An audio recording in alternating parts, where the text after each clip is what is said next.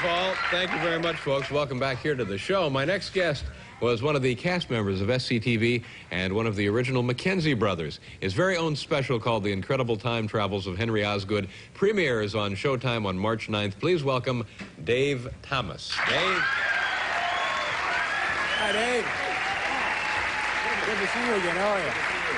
Come on over. That's good. Nice to see you. You know, here in New York, and I guess maybe other parts of the country, they're still running SCTV on, I think here they're running it on the... PBS. Yeah. Very entertaining program. Oh, thank you. Yeah, it's very funny. Good bread and butter for me, David. Yeah, you folks did a really nice job. Yeah. How you been? You just got back from Mardi Gras. That's right. What was that? Now, why did you go down there? Were you invited, or you just touring? Or? They invited me down to be the king of one of their parades. Now, what does that mean? It means that you ride in a float and throw beads at people that seem to want them. Uh-huh. And I went down there. Larry Bud Melman was down there, too. He's sort of a permanent mascot with this group. I didn't realize that. Yeah, he's a real party monster, isn't he? Bubba Melman, as they call him down there. Sure. Yeah. Now, did you start to get into a little Bob Hope there? Just a little? Yeah, maybe I kind of slid into it a little bit. Yeah. And you have a different twist on Bob, don't you? Well, I just got sick of doing Bob as Bob, so I thought it'd be funny if Bob Hope was Scottish. You know, and he was kind of like, "Hi, ladies and gentlemen, this is Bobby Hope coming to you live from Scotland. But I want to tell you that's great, eh? How about that Loch Ness Invitational, eh? Loch Ness, home of long-necked monsters, whiskey and kilts. Sounds like Glasgow on a Saturday night, if you know what I mean, eh?" So I just thought I'd give myself a twist that would make it more interesting, you know? Sounds good to me. You had a baby since we last saw you?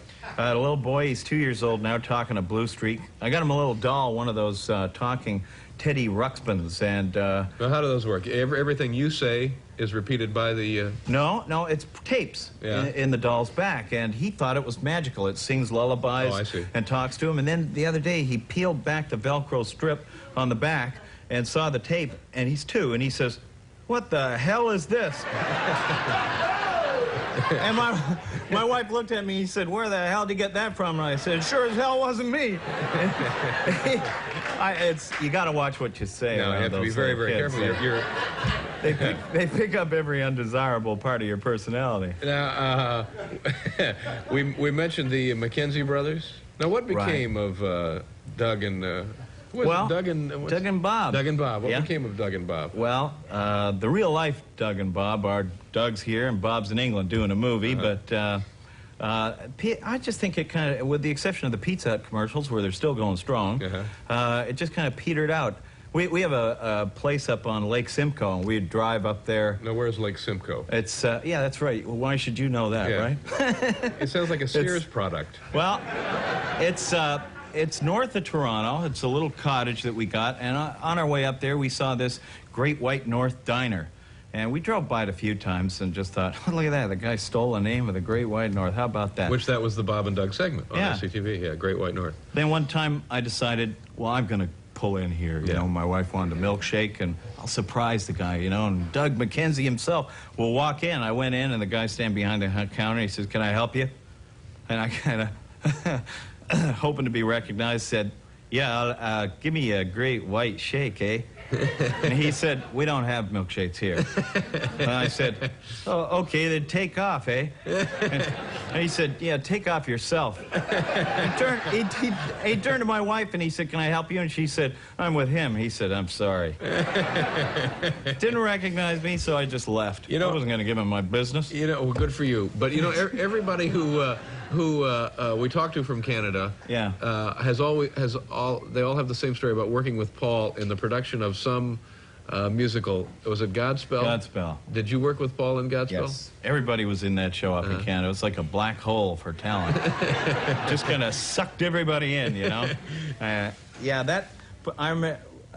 We were walking. Paul and I were walking when we were doing that show down Yonge Street, which they would shut off and turn into a mall. Since then, they stopped because they couldn't control it.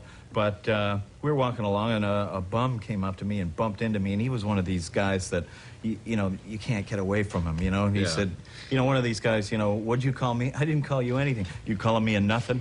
And, okay, give me a break, would you? And so he started taking swings at me and kicking me, but he was so drunk he couldn't hit me, and I was trying to dodge him, and a crowd gathered around. I said to Paul, please, get a cop, would you? And Paul runs off. And I'm dodging, and the crowd is starting to get mean now because they see him falling down. They leave him alone, pick on someone your own size. I'm trying to dodge this guy. Paul comes back about 3 minutes later, and he said, I couldn't find a cop, Dave, but I got the best I could do was one of those meter guys. And even he wouldn't come.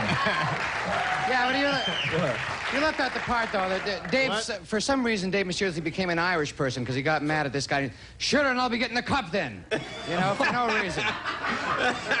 No, as I recall, Paul, my words were faith and begar. I think I'll be getting a cup. And you, Paul, you actually did find a meter maid? I found a meter person. This man needed a Mountie. That's right. Best we I could ran do. away like the children that we were then. How long was the show in production? 17 years. Yeah. 1 year, actually. 1 year, and it just stayed there in Toronto. You didn't tour with it or anything? No. Yeah. No. A lot of fun? Yeah, we had a good time. Yeah, and we're still friends, strangely enough. Isn't that marvelous? Who else was in it? Millions and millions of other people. Eugene Levy was in it. Marty Short was in it. Andrea Martin was in it. John Candy? No. John Candy was not in it. Yeah. On and on and on. Gordon Thompson was in it. This Showtime, the incredible time travels of Henry Osgood, premieres on Showtime March 9th. Nice short little title, isn't it? Well, it sounds like a good show. We're looking forward to it. Yeah. Nice to see you. Congratulations on your family. Thanks a lot. Good luck to you.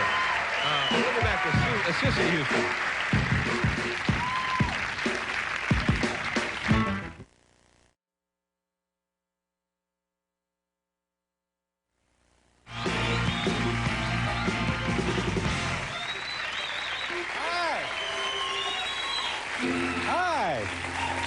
Hi. Thank you for letting us into your living rooms. Hi.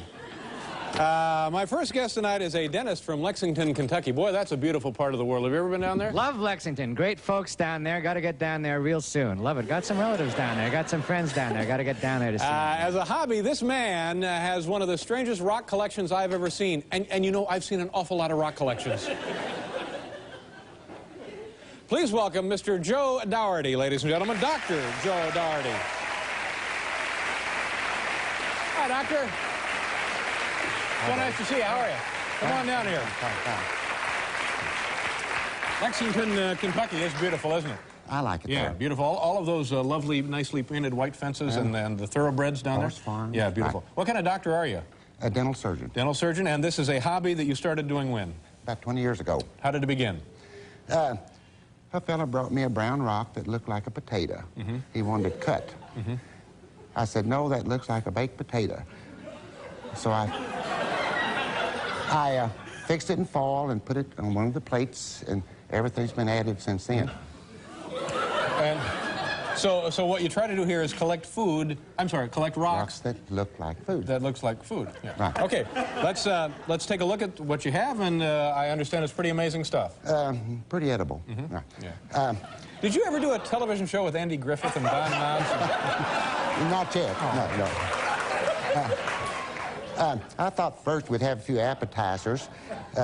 Nice block of cheese, brown bread with wine. All right, now let's just take a second here. What is this? This is obviously not cheese. It's a piece of granite, isn't it? Marble. Yellow quartzite from North Carolina. Yellow quartzite. Now, did you do anything to fix this up? I took it and cut it and blocked. Cut it and blocked. Okay, and then for the bread, what do we have? Just big slices of sandstone.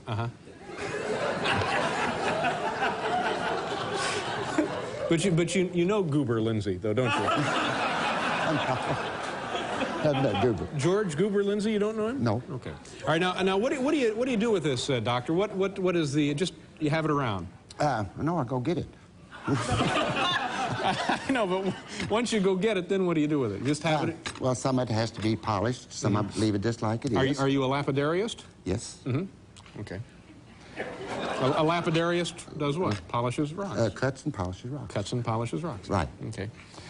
The wine is amethyst crystals. Oh, amethyst is a semi-precious stone. It's very beautiful, isn't it? Very nice. Okay.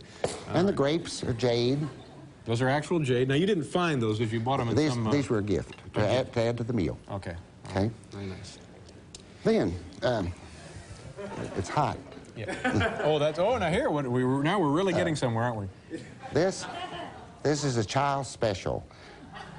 My rock burger, rock fries, and a rock Coke. You haven't seen Aunt Bee in a while, have you?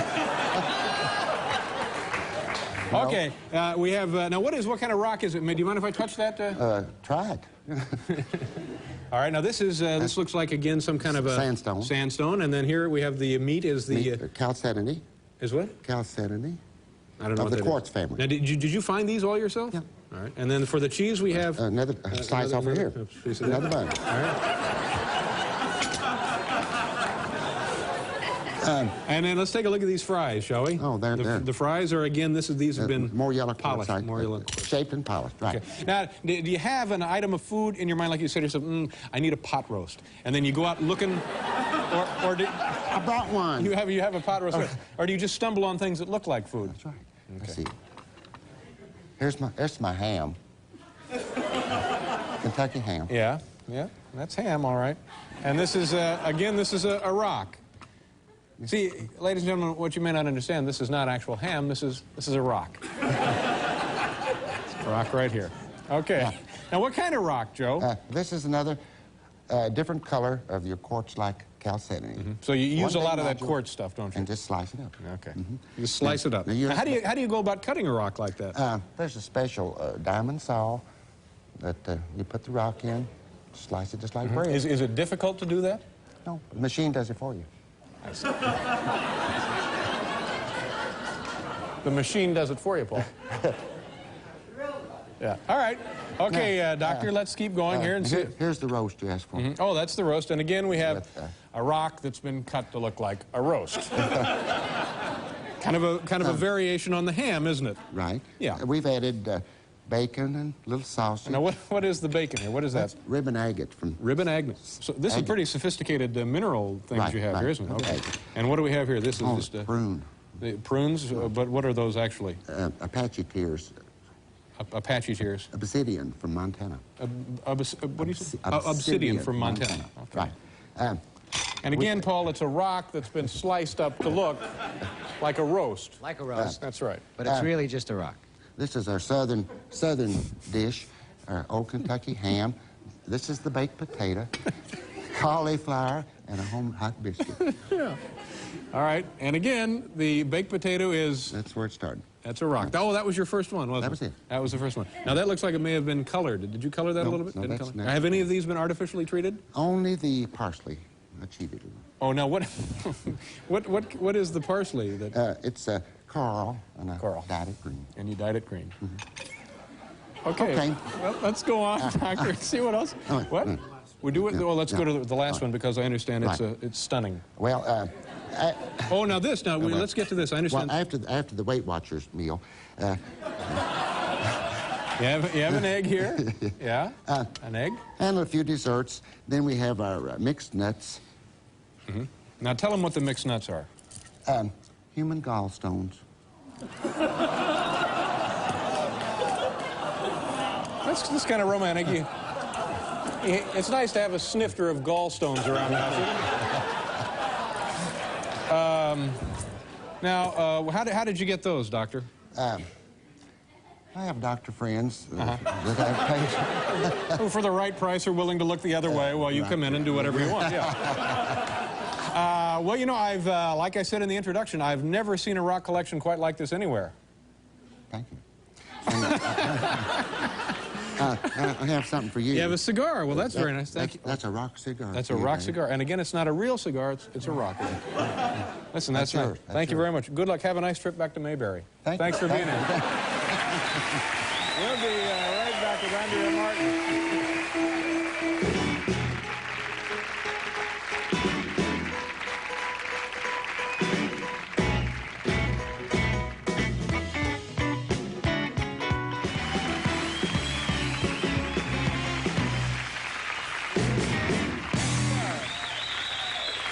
Our next guest has been with us many times before. It's always a pleasure to have her in this building. She was one of the stars of the legendary television series SCTV and can currently be seen in a motion picture called Club Paradise. Folks, please say hello to Andrea Martin.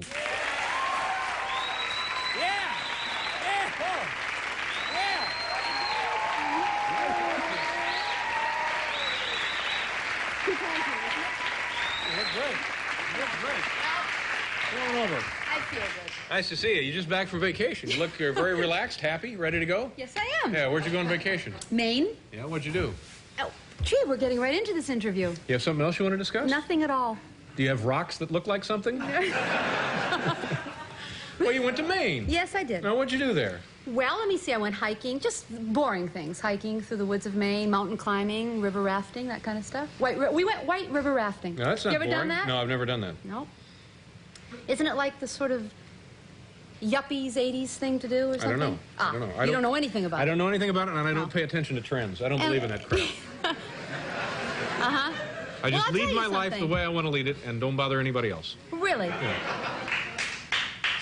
Well, you're a man who likes adventure then. No, well, No, I'm not leaving. I was just... We'll just have a seat. What is the Yes, matter? I with you? am. No, come here. Hey, what are you doing? Get over here. All right. Please sit down and relax. Okay. Now, To relax. you went, well, it is maybe a little casual. It's for this show. Well, for me, Ah. it's just maybe if you would, there you go. Now tell us about your adventures, whitewater rafting. Well, I mean, I thought it was going to be very yuppie-ish, but then you get on the raft, you're wearing helmets, that's not a pretty sight, and you're on the raft, and it's very beautiful and very tranquil, and then all of a sudden it becomes... And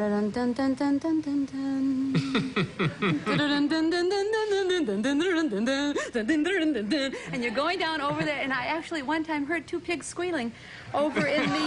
No, I didn't hear that. Yeah.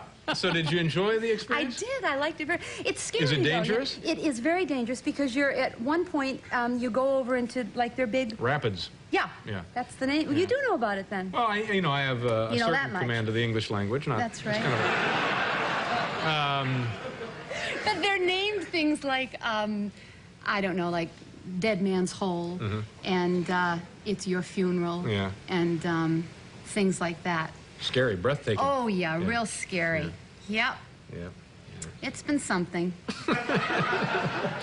Yeah. Life is a ball. Now, you want to take a look at some of this movie you did? Not really. Okay.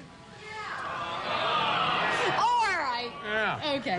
Now, I saw the film. You're very funny in this Thank motion you. picture. A lot of great people in there. You, Joe Flaherty, Eugene Levy, Rick Moranis, Robin Williams, Twiggy, Joanna Cassidy, Jimmy Twiggy. Cliff, on Adolph and Caesar. on and on. And what are we going to see here from the film, Club Paradise? Do you know, honestly, I Now, do not know. You I swear know. to God, I don't know. This is really, I don't. It might be the same scene that we've seen, let's be honest, 100 times. And what is that scene? The shower scene. There you go. That's probably what Right. it is. Yeah. Yeah. Well, it's very funny in the movie. Yeah. And it's going to be funny here. Yep, those years of acting training paid off. Now let's take a look at it now. Do we Why have don't time we to do do it that? now? All right. This is a scene from the. Has it been released yet? Yes, it has, Dave. We've got to get you out of the house. This is... I mean, the rapids, the White River rafting, the move. What do? You just sort of... And the pencil thing, I and have, the ball thing, and then it's home. It's too sad. I have my volunteer work. You do. Yeah. Okay. Let's take a look at it now. Here it is, Club Paradise. You'll enjoy it. It's the shower scene. You Oh, can't yeah. see it too often. Okay. The shower scene.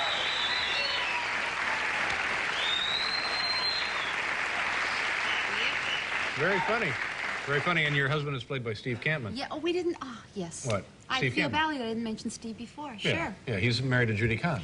Do you know what? What? I've just spent the last week with Judy Kahn, Steve Campman, their 3 children, Martin Short, Nancy Dolman, and their 2 children, Bob and I, and our 2 children. They're Yeah. like big chill, too. Is We there? spent, yeah. Is this sure. on the rafting trip? Yes, well, no, they didn't go on the rafting trip. We were in one big mansion, sort Yeah. of cottage in Maine together. It Yeah. was fun. I spent the weekend with Carl and Leanne Splitzer, my next door neighbors. you? Yeah.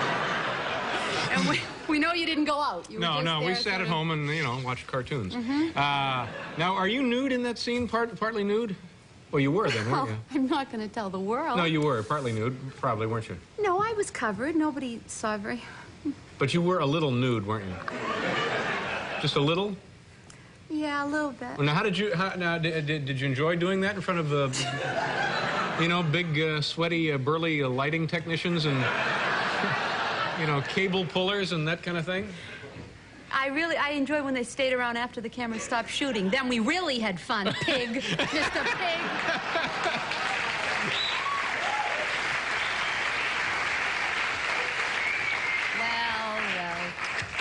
Now we're out of time, but I know you want to mention this thing. No. Settle down. Relax. All right. You want to mention this thing in Montreal? Well, you No, know. mention it quickly. Well, how much time do we have? None. It's gone. Get out of here! I cut my trip short in Maine to come here to do the 2-minute thing with the shower. Get out of here. Let's keep it going. Well, I'm gonna be. Let me see. So what is he giving me the? You know, thing? the problem is that's just. we had to promise the rock guy 14 minutes. I wanted you to help me because tomorrow I have to go to Montreal to host this international comedy festival, and Paul Reiser's going to be he's going to be here tonight, and Sandra Bernhardt's going to be there, and Jerry Lewis, and Louis Anderson, and Emo Phillips, and all these people, and I have to host this, and I have to do a monologue, and I've never done one before, and I'm really scared. And Well, you'll be terrific. Well, thanks, but I thought you could help me, but I guess we don't have any time, so that's fine. But it's comedians from around the globe, isn't it? It is from. And you'll be yes. hosting it. Yes, I will. will. That's great. I think that'd be a lot of fun. Well, good. And I've not seen comedians from, for example, Australia, per se. No. From France, I understand. Yes, there'll be the Chinese circus acrobats will be there. They're terrific. They actually are great. Are they really? Yeah. Well, see, I don't know very many of these people. I did some apprentice work with them in my youth. You really? Yeah. Yeah. Okay. Now you're not gonna leave mad, are you? No, I'll just leave. Oh no. Nice to see you. That's it, really? Somebody explain it to her. Jeez! Come over here and tell her what I happened. thought this was my show. Here, come here. You, Barry. Come here. I'm tired of trying to tell people they're out of time. You tell her. You mean there are other guests? All right, well, give me a hug and I'll leave. Hi, sweetie. We'll see you. Mr. Producer! Okay, we'll be right back.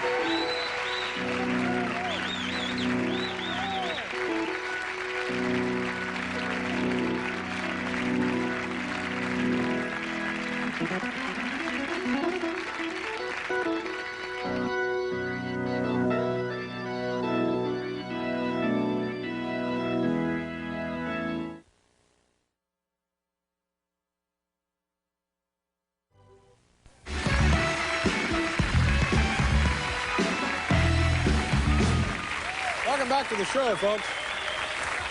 Our first guest tonight was one of the original cast members of the SCTV television series, and she is also doing quite well for herself these days as a motion picture actress. She was one of the stars of After Hours and can now be seen in Heartburn.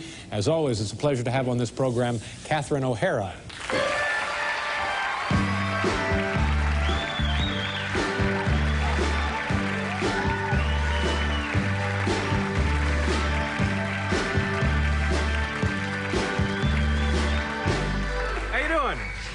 This is a big motion picture, isn't it? This is a big event. Well, there are big stars in it, yes. Big stars and a lot of talk about the film before they even started shooting, right? Yeah, a lot of talk. A lot of married people and unmarried and divorced That's people right. A lot talking of about ugliness. this film. Yeah. A lot of ugliness. Well, no, I mean, the story itself was a little, we're talking about infidelity and so on and so forth. Yeah. Now, was it a lot of fun working with these people? Meryl Streep, Jack Nicholson? I was a little nervous, a little intimidated. Mm-hmm. How long did it take to film this? I guess they took a few months. I was only there for 4 or 5 weeks. What part do you play? I played Betty, one of their friends, kind of a gossipy Texan friend. And you got along well with Meryl? Yeah, I guess so. Yes, we did very well. There's a little hesitation. No, I'm kidding. I was trying to think of something funny to say and couldn't. Yeah. So instead, I'll just tell the truth. She's really nice. Nice person. How about She's great, Jack? yeah. What was Jack like? Jack is just He's got very trouble. cool, very sexy, just Yeah. what any girl would dream he'd be. Yeah. Was he nice to you? Did he play tricks on you? Did he... No, he just sort of, you know, I've been telling that he was saying dirty things to me before each take to turn my face red, which is true to me, but I think anything that guy says sounds dirty to me. It's just... Really? I mean, he's says hello and his eyebrows are up and it's just, yeah. You know, just, Well, there's so much behind everything he's saying that my face, I blushed every time he talked to me. Was he friendly, accessible? Did you have lunch with him? Did you go out in the evening, have dinner? We went out for drinks one night. Now, what happened that night? What was that like? But I'm serious, because I'll never have the chance to have a drink with Jack Nicholson. What was it like? Well, we were shooting. After we finished for the day, Meryl Streep had to go and do an interview at the Mayflower Hotel. Oh, and she doesn't do many interviews, Well, does she doesn't. I know. No, she was in the middle of doing another film and had to go talk about, one that she'd finished. Plenty, I think is what she was going to talk about. And so we all sat around. We had sort of a dinner rehearsal party, which is very nice. And we were all drinking wine, and Meryl said, everybody take me over to the... Meryl Streep. I said, not Meryl, Miss Streep said, let's all go over to the Mayflower. Different story now, isn't it? Miss Streep. Miss Streep to me. We all went over to the Mayflower Hotel and sat in the bar. She wanted us to sit there and keep her company until, So Jack Nicholson and Richard Mazer, another man in the cast, actor in the cast, and Meryl Streep and myself went over to the bar. We sat there and, I'd be sitting there having this conversation with them like one of their buddies. In the middle of one of them talking, I would look at them and think, is this Jack Nicholson talking to me, and I'm sitting at his table? There are other people here, and they're not at the table, and I am.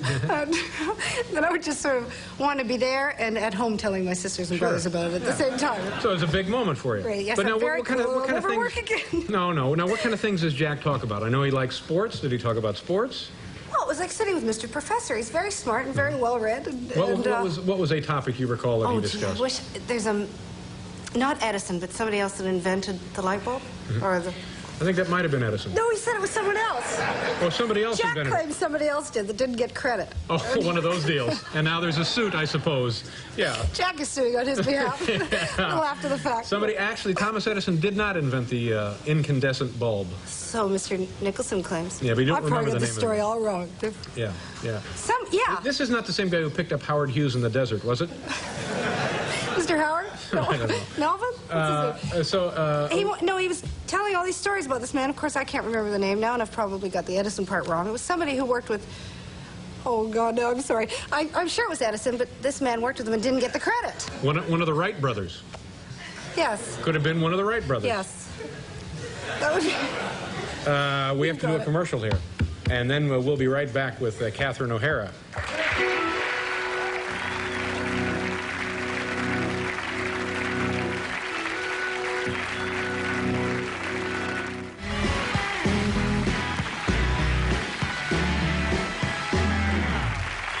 Tomorrow on this program, Robert Klein will be here. Were you in Godspell with Paul in Toronto?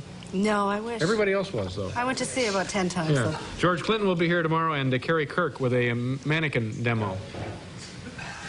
All right. So come early, stay late, bring the kids, pack a lunch. Also, in this half hour, Jeff Altman will be joining us. Now, is your family reacting to you differently? Yes. Because you're now a major motion picture star. Major. Well, this is a big picture, right? It is. It's like I guess I'm there. How much did they spend on it, the movie? 40 million? They didn't tell me. Must have been 30, I did it for free, 35 so I don't know. No, you didn't.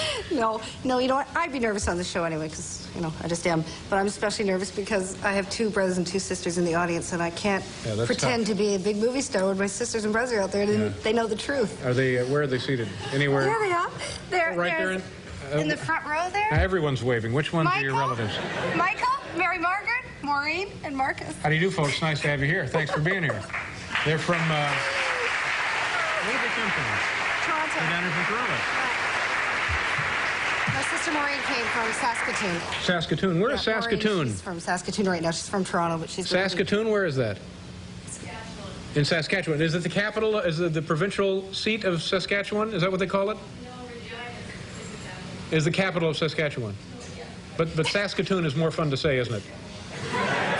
And you must be very proud of your friend here, your family, Catherine. Yeah. Never mind, I don't know. I'm sorry, who is she? She's the one that has 4 children. You have 4 kids? That's something to be proud of. You want to show some of this movie? Not that it needs any more promotion. It's called Heartburn, and do you know what we're going to look at? I think it's a scene in a restaurant where the other woman has just come to the table and now left the table. A lot of messiness. Catherine O'Hara, and is Meryl in this one? Yes, of course. Oh, good, okay. Heartburn. Catherine, nice to see you again. Come back anytime, even when you don't have a movie. seriously, come back. Yeah, come back. We'll be back here, folks, with Jeff Altman.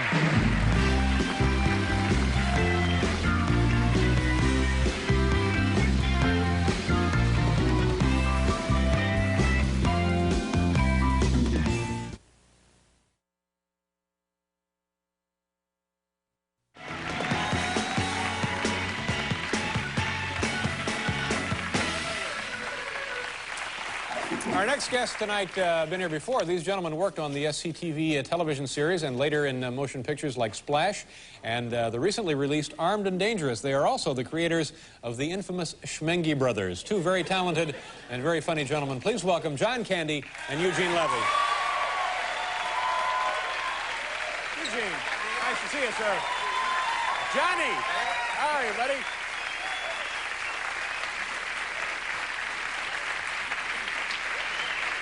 Get down here, boys.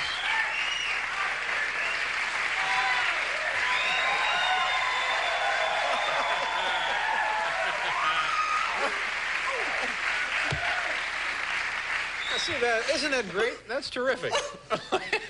Thank you. How you doing? Okay, how you doing? Oh, you know, not too bad. Now, you guys, you're in a major motion picture, major film, and you've been in 2 or 3 of them, as a matter of fact. And then when you're working on a situation like this, do you guys command a lot of power when you're working on the set? A lot These of people days, defer to you? more, yes. Yeah? Yeah, that's what you ultimately want in this business, is complete control over everything. People kowtowing to you? Yeah, it Knuckling happened a under? lot in this picture for me, Yeah. personally. For instance? I had a lot of authority in this picture. We were shooting a scene on a bridge. We had about 200 extras in their cars. We closed off a bridge in Los Angeles, which was pretty impressive. About 4:30 in the afternoon, I was told my scene was done. They'll get to me in about 20 minutes or so. Go sit in the trailer, relax. So I did that, waited for about an hour, 2 hours, 2.5 hours. I said, well, geez, you know, to my driver, would you mind checking to see what's happening out there? He came back and said, they wrapped. They wrapped. Which means the day was over. I said, no, that's impossible. They told me they were going to be shooting on my scene. So I waited another half hour. And I went out there. I'll show them. The bridge was empty. There was no one left, David. Just lonely little trailer sitting there. They had all... Every car, 200, 300 cars were gone. The crew was gone. Maybe they don't know who I am, John screams to an empty street. That's kind of the power I wielded on that set. Were you there when that happened? No, I was off that week. I was, I was back kind of carousing. You know, the great thing about working in Hollywood on major motion pictures, Dave, is you get to see that a big promotion machine. You know, small businesses have them. A lot of big money. It's They definitely just throw it a away, machine. don't they, promoting things? Absolutely, and it's just a smooth kind of operation. And we brought on Armed and Dangerous for you a sample of this promotion machine. This is an Armed and Dangerous Frisbee. Wow. And not only that, we have an Armed and Dangerous water pistol That goes along with it. that goes along with it. Now, Dave, I took the liberty You got one loaded up of loading one of these water pistols. You know, sometimes you do a show and you get some guests on and you know, I don't know how you would describe it. They're sometimes a little more dull-witted than you think they are, and let's face it, some of them are stiffs. About that bridge. Some of them are stiffs, and you're sitting there and you're saying, even I can't do anything about it, and the whole show's going down the tubes here. So what I've done is I'm going to leave this with you, and in case our segment starts to wane a little bit, you know, in case we start getting long-winded, and you know, feel free to use that, please. Oh, really? Absolutely. Okay. All right. Oh, now I won't. And it's kind use of an this incentive for us capriciously. too to keep the segment going. It'll be right here on the top of my All right. list. All right. That was very. Now, does the frisbee play an important part in the film? It must be like the key of the film is a frisbee, because they wouldn't be promoting the film with the frisbee if it didn't play a really integral part of the. Has nothing to do at all with the picture. There's not a frisbee in the thing. It's this big action movie, though, isn't it? Yeah, a lot of action. I think it's the best damn action picture we've done. Yep. So it would be right up there with what? Raiders of the Lost Ark, that kind of thing? Oh, Yeah. It's heavy duty. The action actually is very, very, very good. And you gentlemen did a lot of your own stunts? Yes, indeed. Oh, yeah. What? We did. What kind of things? Kind of. What kind of stunts? Well, You know, let me just you're pick one putting us off on the the top spot of my head here. here. You know. I had a terrible scene where I'm being actually chased by vicious guard dogs. And, you know, we had to do this a lot. And it was like a 100-yard dash I'm talking about here. But the dogs kept running ahead of me. Actually Past me. Yeah. In So it the was thing. difficult to keep up with the guard dogs that were chasing you. Well, we had to hire a good editor on that. That was Good but they were editor. vicious, though. Good editor. Yeah. saved it. Absolutely. You'd never know. And John, did you do some stunts there? I fought the dogs. Were you in Club Paradise?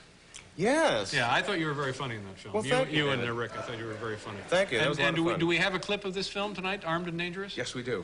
We do? Yes, we All right, do. you want to tell the folks what we're going to see?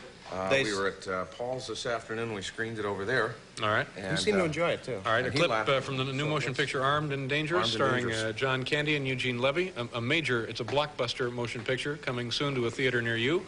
Here now we have the clip.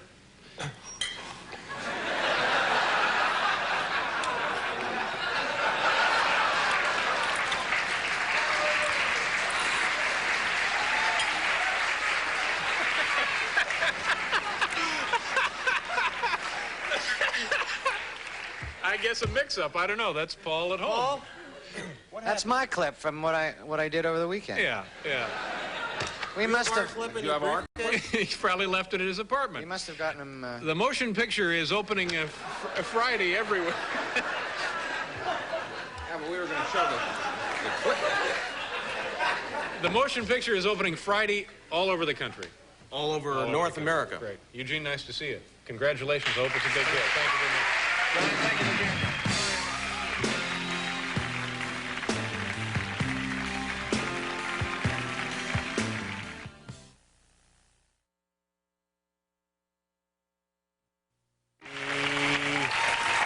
Our next guest stars in what very well may be the hit motion picture of the Christmas season. It's called Little Shop of Horrors. He was also one of the stars of Ghostbusters as well as SCTV, and he is probably best remembered as one of the McKenzie brothers. Folks, please say hello to Rick Moranis. Rick.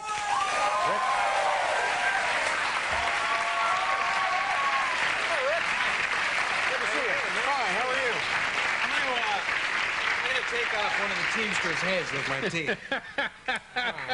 Biting the head off a Teamster. Nice job. Yeah, it's great to be back in the time slot. We spent a little time in this time. That's right. This is a time slot that sells VCRs. You know? Yeah. This is the one. You were on, how long was SCTV on? On Friday nights here on NBC at 12:30? For a couple of years or something like that, and then they cut them up into 30-minute shows, and now they're playing all They're over. showing all over the world. And all over Idaho, I think, in a couple of states. But you know, when you look at it, what is your reaction now when you look at those shows? Well, some of them work and some of them don't. I mean, they're a mishmash of different things. Yeah. You know, there were a few good bits, and Boy, the ones that I see, and it bounces around from station to station. I don't know who's carrying them here in New York right now, but they always are really, really nice stuff. It seems yeah, it was fun. I mean, I miss it a lot, especially doing film now, which is so slow. I mean, to actually walk out here and be doing this instead of lighting for 4 hours is really remarkable. Yeah. So, I mean, I miss it. And It was a great combination, I think. yeah, we're trying to all get back together, but it's not like the old days where it's just a matter of getting 9 people back together. There's now 17 lawyers, agents, producers. Absolutely. It's real and different also, now. although I was certainly not part of it, it seems to me like when you were doing the show from Toronto and then what was it Edmonton, later? started and in then Edmonton. yeah. Yeah. But it was a nice isolation where you It guys was could great. just We sneak had up there and do whatever. No the hell. communication with anybody. The network executives didn't want to come. Only the censor would come, and he would stay in the hotel, you know, and cruise the lobby. So he didn't care what was going on.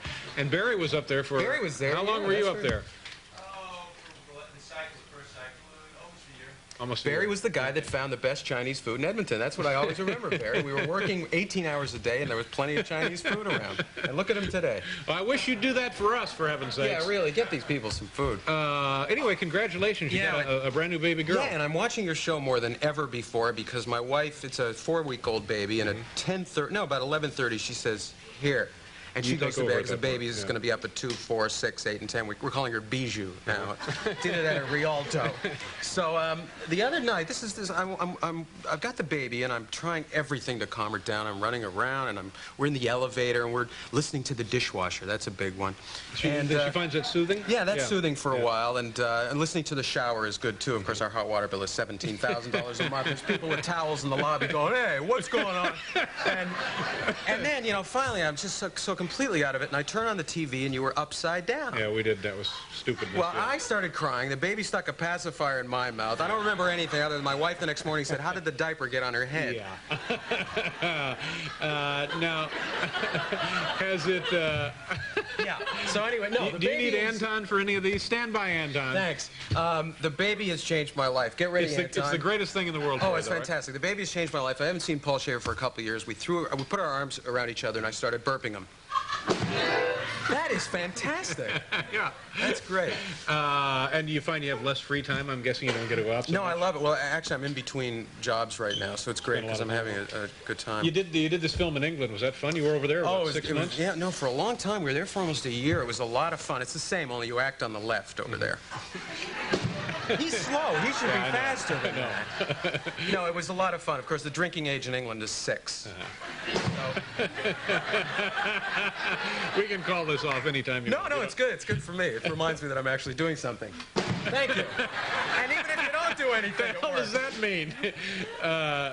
Did folks recognize you over there from SCTV or your films? You know, it's funny because it's still sort of like Diana Ross and Telly Savalas, so the big American stars over there. It's still Kojak. Kojak is the big thing in terms of, it's like 1969 in terms of American culture. I was coming out of the stage one day and we shot on the big 007 stage, so I know you wear a shoulder holster, and I did all the time too. So one day this girl, an American girl, came up to me, and she'd been living in England for a long time, and she said, who's in this movie? I said, well, I am, and she said, who are you? I said, well, and I knew she hadn't seen SCTV. I said, well, I was in a film called Ghostbusters. Did you see that? She said, no. Who else is in this movie? I said, well, Ellen Greene, she was the off-Broadway show. I guess you didn't see that. Bill Murray. Bill Murray's in this movie. She goes, no. I said, all right, okay. Steve Martin is in this movie. She goes, from Rowan and Martin? I said, it's the truth. Don't you dare do anything, because that's the truth. Yeah. And anyway. How did the food was all right? Did you? Yeah, London gets a bad rap for food. Everyone People says say it's not good. It's fantastic. Yeah. It's great. Great ethnic food everywhere. Barry, you'd love it over there because they have fantastic Chinese food and Indian food. It's great. Yeah. Of course, I was constipated for 9 months. Thank you.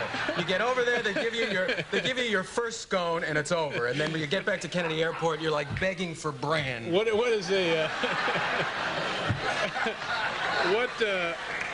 what exactly is a scone? A scone? I don't know what it is. A heavy muffin? It's dead weight. It's like a black hole of flour. It is the heaviest. It's unbelievable. And it's like shooting would stop for the scone wagon. Scone wagon! And then everyone would run over and have their scones. And then the only thing that would get them back would be like a Guinness, a piece of that big. Oh, It's just like you forget it. You don't get anything done. That's why we were there for a year. All right, you got this movie, and everybody who says it says that you're terrific in the film and that there's a lot of great cameo appearances. Well, the film is great. Frank Oz did a wonderful job with it. It's really a well-made picture. It's one of those Muppet guys, isn't it?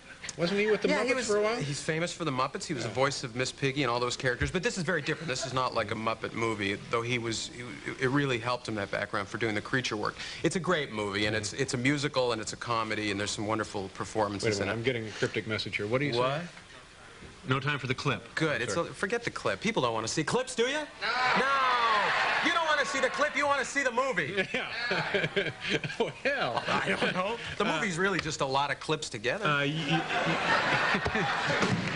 You're the... You gotta stop him. This is out of control. Either he comes with me or it's over. Yeah, you can travel with Anton. You're the star of the film. No, the Plant is the star of the film. Plant is the star. Levi Stubbs, who's lead singer of the Four Tops, is the voice of the Plant. And Steve Martin is in it. Bill Murray does the thing in it. Jim Belushi's in it. John Candy's in it. Christopher Guest is in it. And Ellen Greene, who did the off-Broadway shows. Nice to see you. Thanks. Nice to see you. Congratulations on your family. Thank you very much. Rick Moranis, kids. We'll be back here with Jeff Cesario.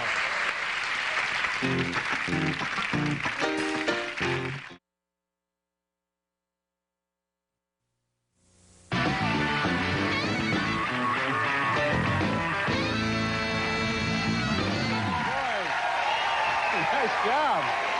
Now we're getting somewhere.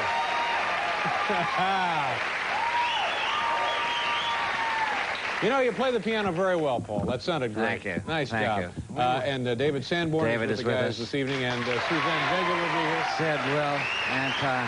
Anton Fig, Will Lee, and Sid McGinnis, the rest of the gentlemen in the band. Well, our first guest this evening is easily one of the funniest men making movies these days. He was recently seen in the motion picture Three Amigos, and his newest film is called Innerspace. Folks, please welcome back Martin Short.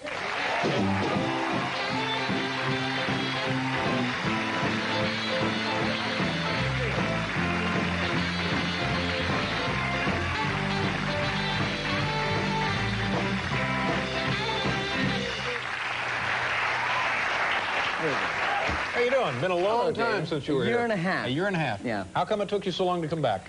Well, in the words of the late Billy DeWolf, busy, busy, busy. I have been busy these last years That's right. and a half. And it's working out quite well for you, isn't it? Well, you First of know. all, you have a family now.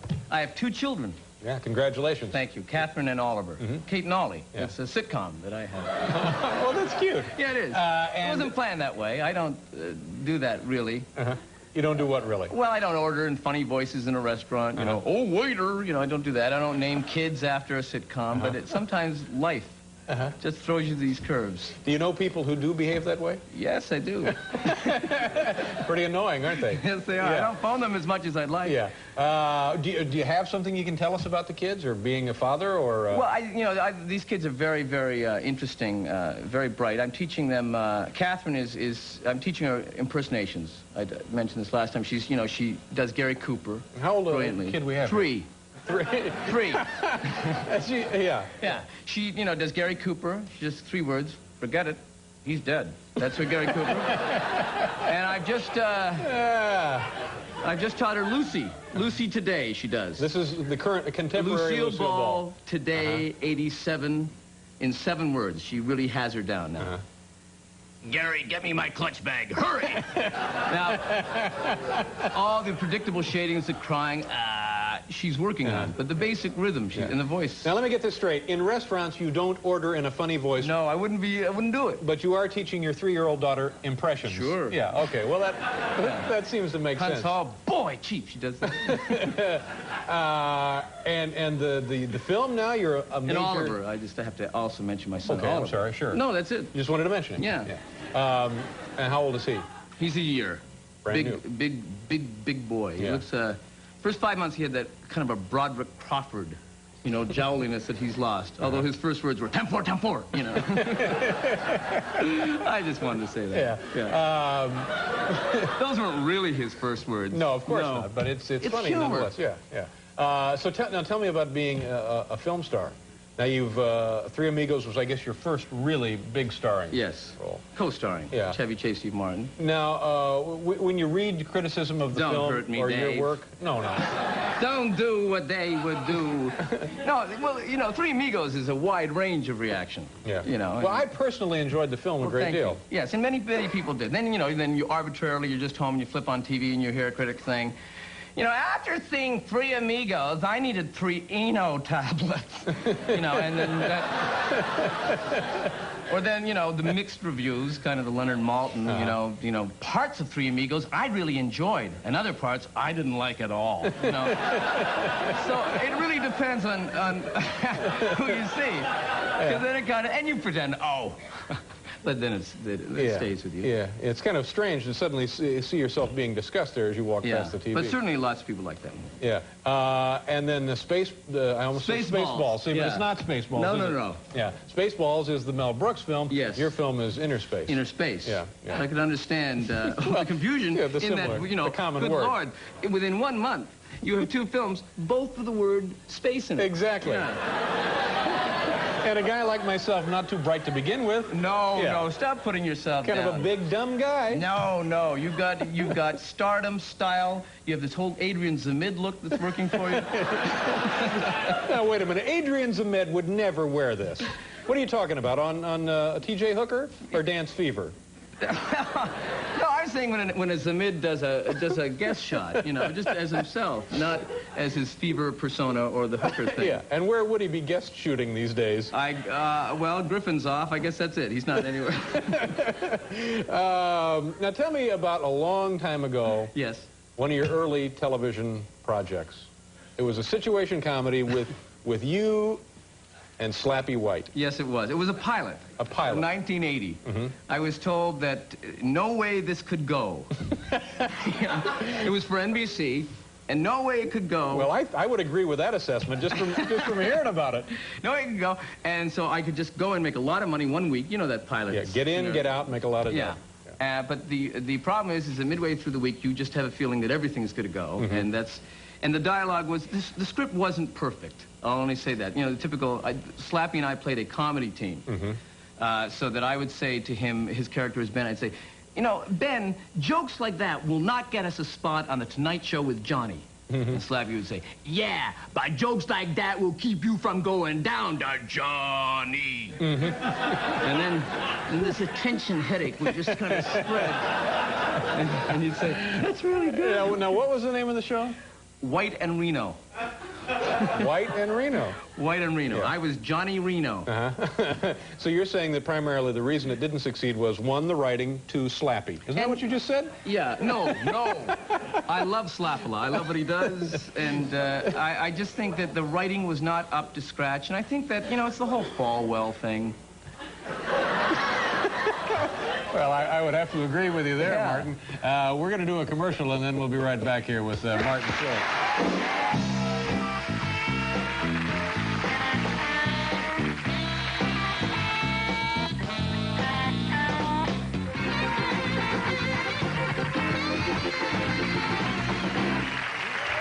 Martin Short is back.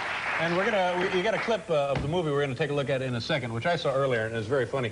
And we were talking about earlier in the office this afternoon. It's one of the few times that a clip actually really makes you want to go see the film. It looks quite funny. Well, that's good. I think that I am very pleased with this movie. I think it's very fun. Let's look at that in a second. First of all, I don't know if we talked about this once before or not, but you do have done in the past impressions of Katharine Hepburn, right? Yes. Yeah. Now, am I imagining this, or did you actually meet her once after having done the impression somewhere? No, I had never done the impression. This was a few years ago. I hadn't met her. I was seeing a show called The Royal Family, a play in New York. And I was just sitting there by myself at one ticket, and suddenly I hear people moving down the aisle, and it's, move over, please. Get the hell away from, why that hat? And I look over, and it's Katharine Hepburn. So she sits right here, and I don't say anything. I just kind of look at the play like this. And then the play continues, and it's a great play, Royal Family. And at the end of the first act, Rosemary Harris does this dramatic diatribe and kind of collapses. And a heat motion curtain goes down. And forgetting that it's Katharine Hepburn, I turn just to this person to my left, and I say, isn't she classy?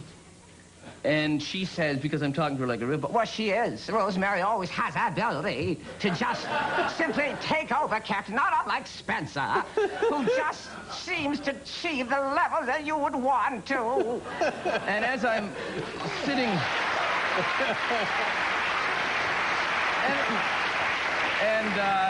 And of course, then you know, as she's talking, I realize that I'm, you know, just chatting with Katharine Hepburn. So when she was finished, I said to her, well, Miss Hepburn, you're no slouch. And she just looked at me and said, and then turned to the person beside, could you change seats, please? And, that was it. We never talked. She didn't look. She didn't care. Because you get the sense that you had offended her, or that just the notion that she was exchanging with a commoner there? I think it was just that she'd like, you know, when I was talking to her as a person, that was fine. But once and also my choice of compliment was bad. Yeah. That's great. You do that very, very well. Yeah. All right, let's take a look at the clip from Spaceballs. Really? Innerspace. What is wrong? I don't know. I don't know. I think it's because Spaceballs actually came out a little ahead of Innerspace, didn't it? Didn't it, like a week or so? What do you say, the box office? Well, no, I mean, it was released like a day before Space Clips. Space Clips. Innerspace.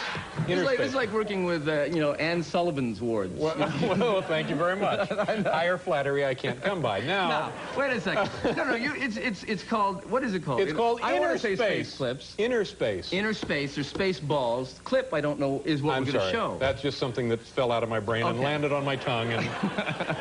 All right, here it is. So this premise of the film, quickly, is that Dennis Quaid is an astronaut who is miniaturized, and accidentally he enters me. He's injected into me. All right. In the good sense. He's no, I mean this is. No. This is not a Joe Orton script. This is by Jeff Boehm, and so he's floating in me in a little pod, and I'm a hypochondriac, you know, and so I hear... This is where you're first aware that there is a problem. I hear voices in my head, but I don't know what... I think I'm going insane. Right. I first hear them. Well, now there's no point in looking at the clip. You've explained the whole thing. I had to explain that I hear these voices and think that I'm going insane. You could have just said, this is first where you realize you have a problem, and that would have been fine. What problem? What problem? They wouldn't know that Dennis... Well, they know by watching the thing. They have to know that this is the voice. All right, you're right. Maybe we not. need to know. No, you're exactly right. I'm a guest, and it's your show. Yeah, no, we do need to... All right, now let's take a look at it. Very, very funny, starring Martin Short here. I'm possessed!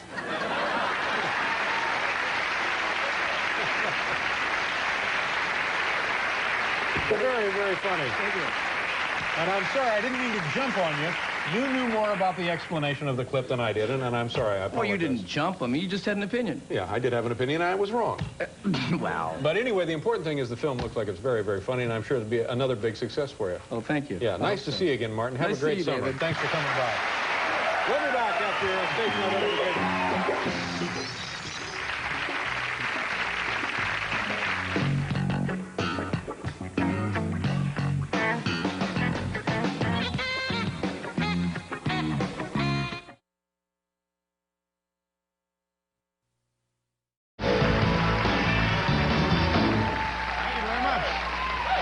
Welcome back to the show, and the laughs just keep on coming in this half hour with comedian George Miller. Tomorrow on the show, Kmar, the discount magician, will be here, and Harry Shearer will be here, and this is also a very good booking.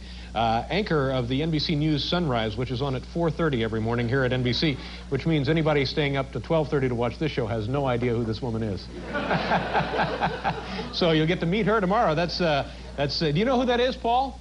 No, I've never, I know. See? Not I rest my case. It's the, I'm just going to go out on a limb here now and say it's the lovely and talented. Turns out she is lovely and talented. It's Deborah Norville. Ah. She'll be here tomorrow. She's a hostess of the NBC News program Sunrise, comes on at 4 to 4:30 every morning. Yeah, and then they run an hour of cartoons before Brian. So all day long, Morty, the new producer, has been walking around the office passing out Lincolns. This is very annoying. Thinks he's Elvis. That's right. How's it going, E? Okay, good. E, that's right. We have to call him E. Call him E. Yeah. My next guest is a very funny woman who is here tonight because she really likes us and not because she has anything to plug. She is an alumna of SCTV, former star of her own TV situation comedy. Ladies and gentlemen, please welcome Andrea Martin. Hi. Nice to see you. Okay. Thank you very much. Thank you. I know. How you doing? Mr. Letterman? Nice to see you again. It's been a while. It's been a year. 1 year exactly. Yes. Yeah. Well, no, I didn't count the days. It's not like I'm Well, that's too looking at the long. calendar. You should come more frequently to the show. Well, I think it's your call, isn't it? We'd like to have you here as often as possible. But you know we're having trouble with the new producer, so Oh, Robert, I think that's so nice that Robert Morton is the Yeah, but he thinks he's Elvis. Yeah. So that's the problem. How you doing? Now, the last time you were here, you were just getting ready to start a new TV show called... Oh, gee. Now, did you see that show? Didn't see it. No, it was on twice. A little show I like to call Roxie. You didn't see that one? I didn't see it. Tell me about the show. What did you play? You were... Well, let's see here. Let's talk about it and get over it quickly, because you have to go on with your life. It was a little spin-off, I'd like to say, from Kate and Allie, which was a great experience. Yeah. And then my own show, Roxie. Let me see, I played, how shall I put it? A loud, sort of aggressive version of Mary Tyler Moore, that kind of a thing. Yeah. And America said, no thank you. They said, get it off very quickly. We replaced Mike Hammer, and it was on, did you ever watch Mike Hammer? No, I didn't see that. Well, you see that. So we replaced Mike Hammer. It was on twice, and then the third week I actually turned on the show to see it, and I heard the announcer say, stay tuned for Mike Hammer. He's back where he belongs.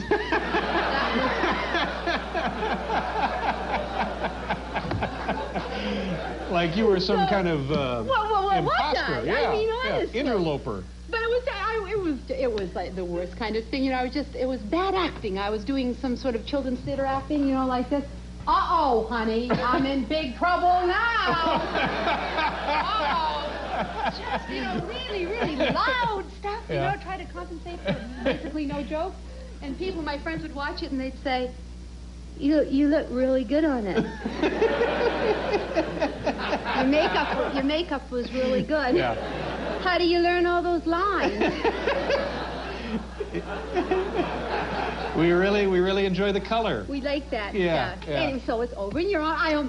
But everybody goes through a half a dozen of those experiences, and then onward and upward. Don't say I've got 5 more. No, I don't mean that. But I mean that is pretty much the way things are in show business, and the really high quality efforts are the exception. And you've been involved in many of those yourself. I have been, and this is a high quality event.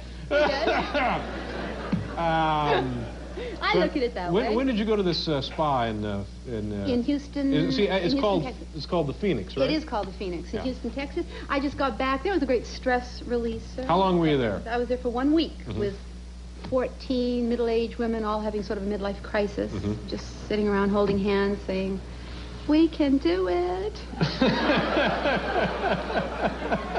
We can pull through.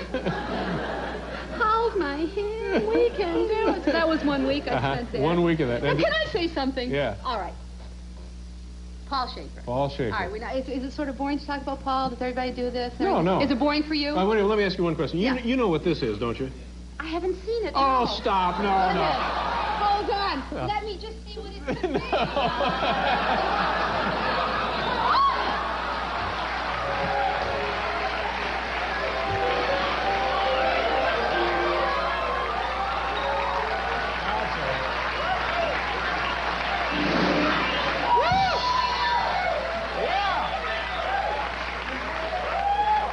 How's the girl going to sit? I'm going to have to sit like this and air it out. Good. Go ahead. This isn't good. This is terrible. That feels good. I just want to say, speaking of cool, because we know that was cool. I just have to say this. I've never said this in how much time do I have? I'm scared that I'm not going to be able to. Take all the time you want. Baloney. Last time I was getting into some stories. Thank you, Andrea. That was it. Do I have like 3 minutes to talk about You have about as much time as your series was on. Interesting. She's off where she belongs at the end of the segment. All right. So 15 years ago, and I've never mentioned this because I've done this show a lot, Paul Schaefer, before this image of cool and hip thing happened. What is it? Oh, fabulous. So it's this new guy. I turn on the television in Toronto, and I see him sitting really sort of like suave and sophisticated on a chair, and there's like ice cubes all behind him and wine coolers, and he's there talking about, oh, if you want to be cool like me, drink this cold drink. And I just want to tell you that I knew him 15 years ago when he was just a guy from Thunder Bay with sort of bad short-sleeve shirts. And, let's face it, his pants up to here. Yeah. And he was doing just a, how you doing, Miss Martin? And he was... and he was...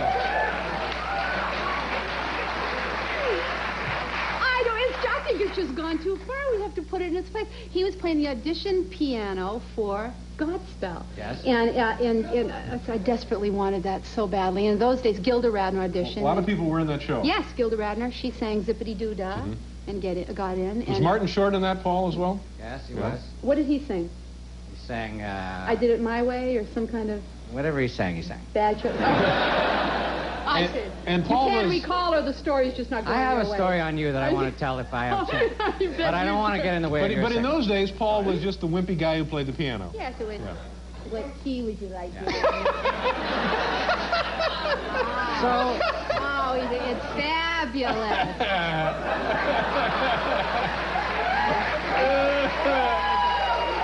So what did you sing? Let's hear the song that you sang for your audition. You don't want to hear when the you song came that I in. didn't know. I didn't get in originally. It You was weren't in not. the original No. You came in later. I came in later after I had somebody knocked off. What's that? What was the song? It was a bad just Broadway a little. song. Let's hear just a little of it. Oh God, I remember it. At 20, man, you've had it. If you know what I mean. And you start, it's not over, and you start aging very fast the day you reach 13. And so before these golden days, these Lolita days are through, I'm gonna get myself some Gucci pants, and here's what I'm gonna do. I'm gonna be somebody before they do. Very nice. Very, very nice. The lovely, the talented Andrea Martin. We'll be right back.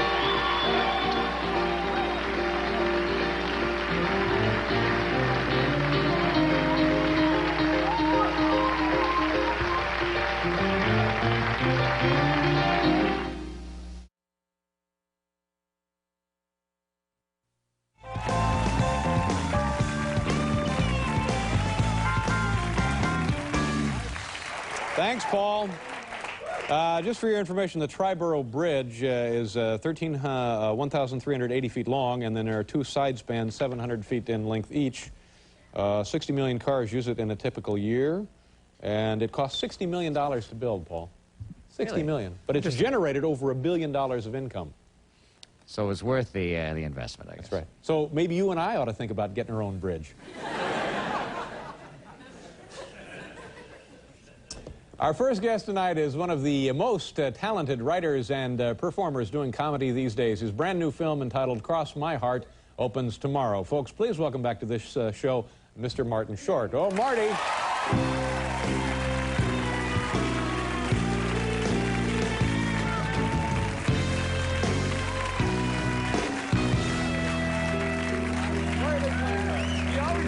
Why? Because he thinks I look like Julian Lemon.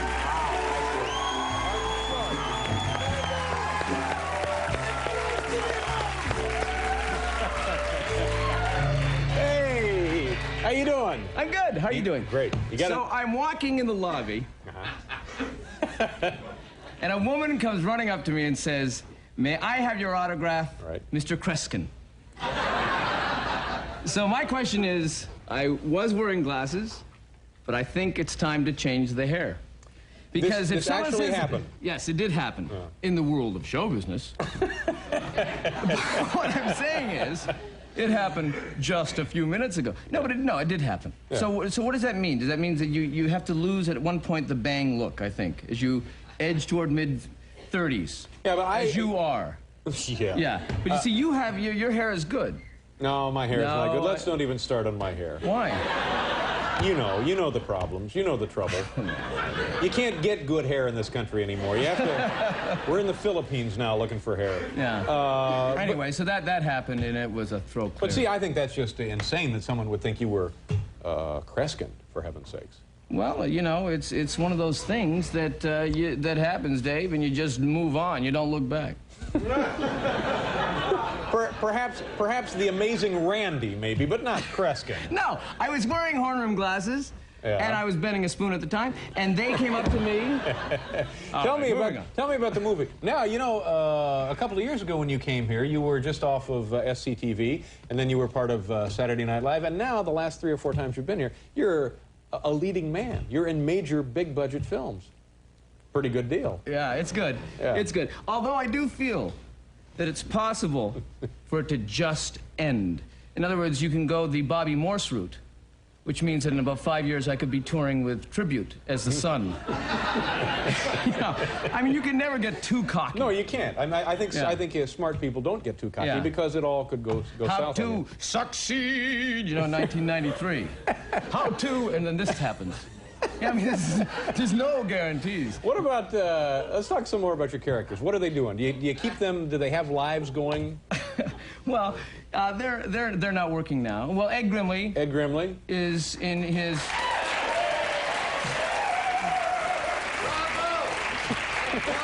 If they're going to do this with every character, we're going to run out of time.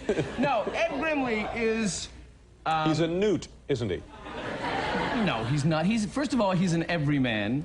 B, he's timeless. No, not Ed. What? Not Ed Grimley. What do you mean? He's a newt. That guy. No. Everyman? Every man has a little Ed. Have you ever walked out of, you know, not felt good, it hasn't been like a typical, I'm Dave and I'm Dave day, but it's been a low-key day, and you walk out and suddenly you look in the mirror and suddenly you see, that's never happened. Yeah, that happens. Exactly. Pretty much around the clock. Ed Grimley right now, he works as a Hanson cab driver when he's not on television. Yeah. You know, in Central Park, you know, with the horses and, may I place your blanket? I hope it's very warm, I must say. Up there is the home of Jacqueline Bouvier Kennedy Onassis. I would imagine she would be a pretty decent person, I must say. Eyes very far apart, not her fault.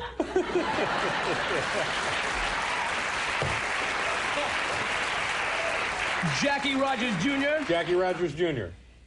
You know, he had written earlier an interesting book entitled about life with his famous father, the tormented life. It was called Damn You, Daddy, Sir. He has written a sequel entitled Damn You, Daddy, Sir, One More Time. So that's what he's doing.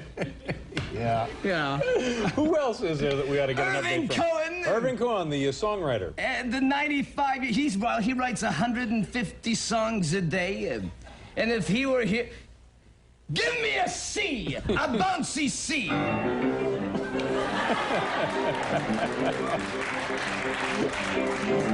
David Letterman, you're quite a guy. I'd say you stand about oh so high. You talk to the people, and that's a good thing.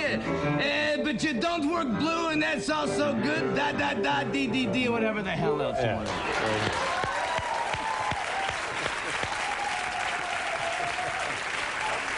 Well, we have a... You'd let me know if I ever became a show-off, wouldn't you? We'll do a commercial there. We have much more to discuss with you. We're not done with you yet, You're not. No, and we'll do that when we come back here from this commercial.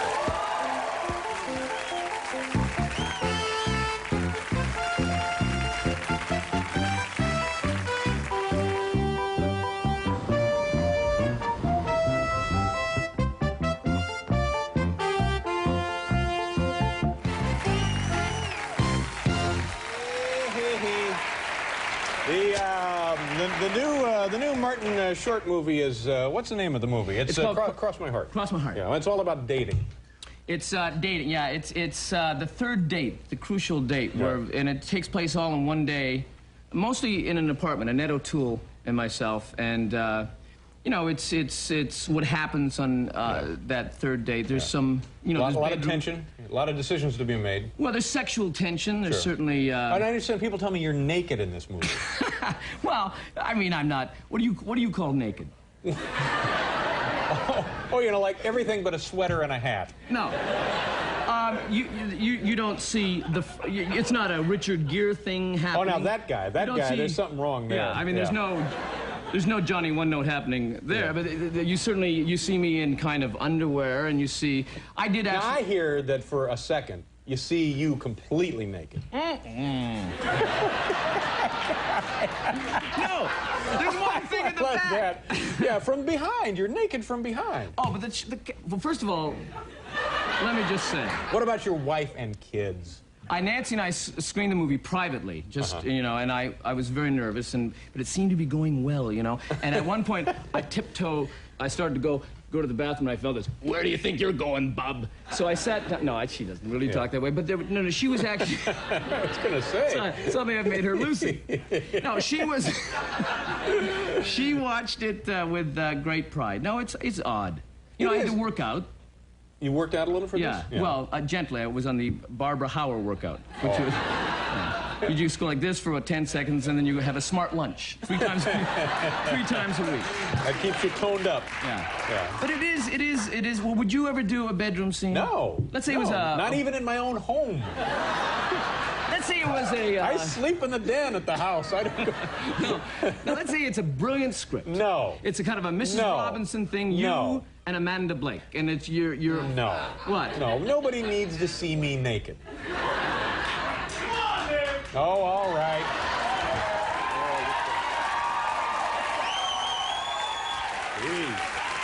No. You notice it was a guy who yelled, "Come on, Dave."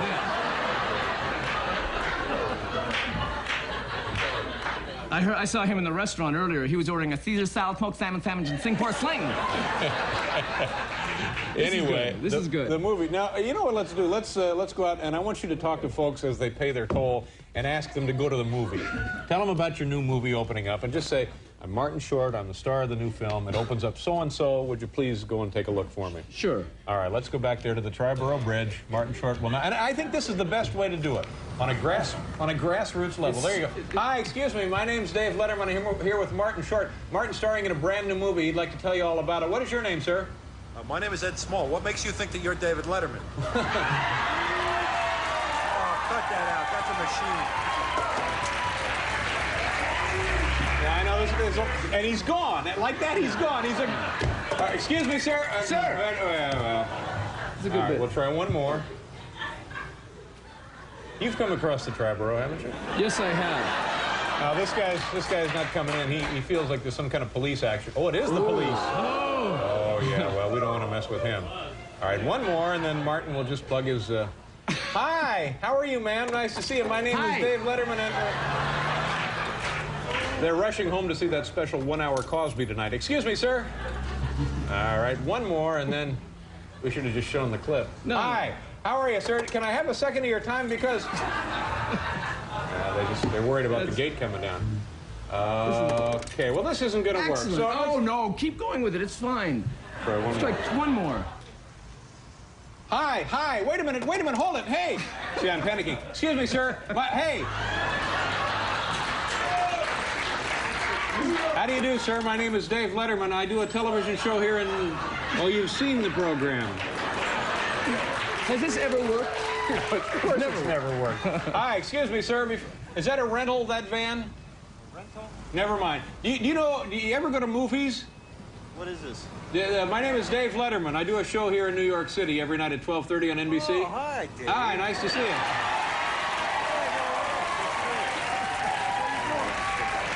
And with me tonight, what is your name, sir? My name's Nick for Carl. Nick, nice to see you. Martin Short is with me tonight. He's a very funny comedian and a fine actor, and he has a brand new movie opening soon he'd like to mention to you and encourage you to go see. Marty? Well, I'd like to be in it, Marty. Nick? Could I be in It's it? already been filmed, but Nick, it's called Cross My Heart. It opens tomorrow, and I hope you're there. You and Mrs. Yeah. Are you gonna give me tickets? You gonna give me tickets? Huh? You got any tickets? He wants tickets. Yeah, we'll get you some tickets. Sure. Okay, Nick. Thank you very much. Have a good evening. You too, Dave. Nice talking with you. Bye-bye. Truck is full of explosives. Let's see. When does it open? Cross my heart. It opens tomorrow. Nationwide? Yeah. 13 cities. 13 cities. Well, I know it's going to be a huge hit for you. You're a very funny man. Thank you, very David. much for being here, Martin. Sorry, seriously. Martin Short. We'll be right back, folks.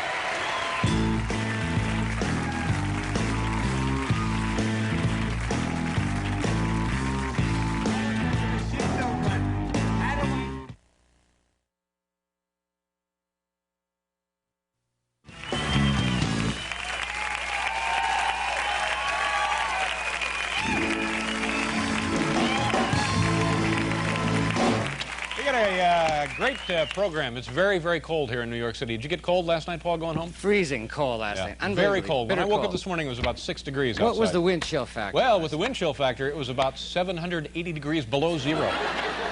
That's the truth. That's making it terribly, terribly cold. Let's bring our first guest out here. Why do you suppose that guy wouldn't talk to me on the phone? I frightened him, didn't I? I don't know what happened. Well, it happens with increasing frequency. I call someone, they don't want any part of it. Just on the show or in your life? No, in my personal life. That's the sad truth. It is the haircut. Thank you, sir. Our first guest tonight isn't here for the usual sordid reason because she has something to plug. No. She is here just because she likes us. She really, really likes us. So please welcome a very funny woman and a friend of ours, Andrea Martin.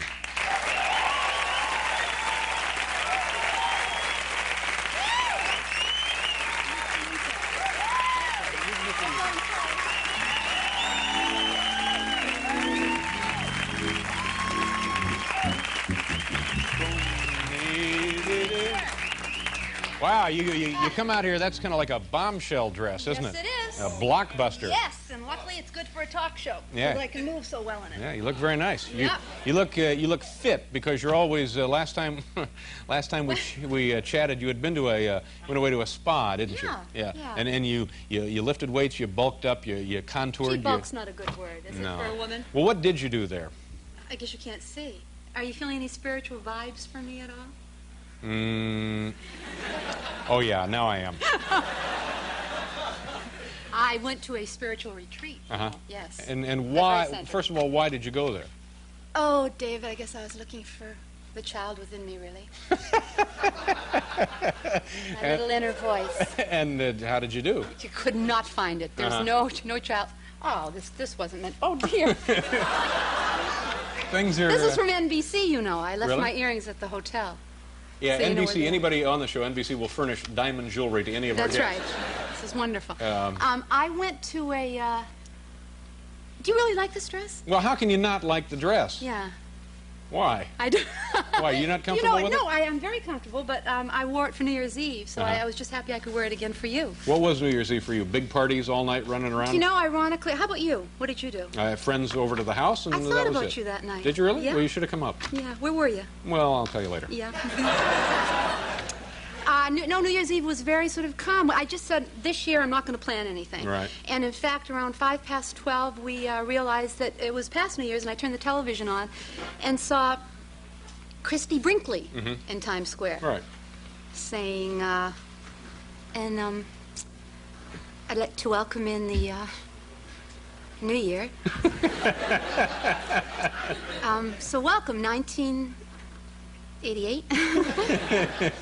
And there are killers behind her. Christy, baby. I'll show you New Year, honey. Hey! Going like this tour. It's a very weird way to bring in the New Year. It seems odd that she would be the selection to put down there in Times Square. It felt like the Rose Bowl kind of a thing. It could be happening. dangerous down there. Yeah, sure. So it wasn't a big party at your house? No, it wasn't. Yeah, Did you make a controlled New affair. Year resolution? No, I don't anything believe like in that nonsense. You don't? I did everything right last year. Good for you. Thank That's the way to do it. And are you still running?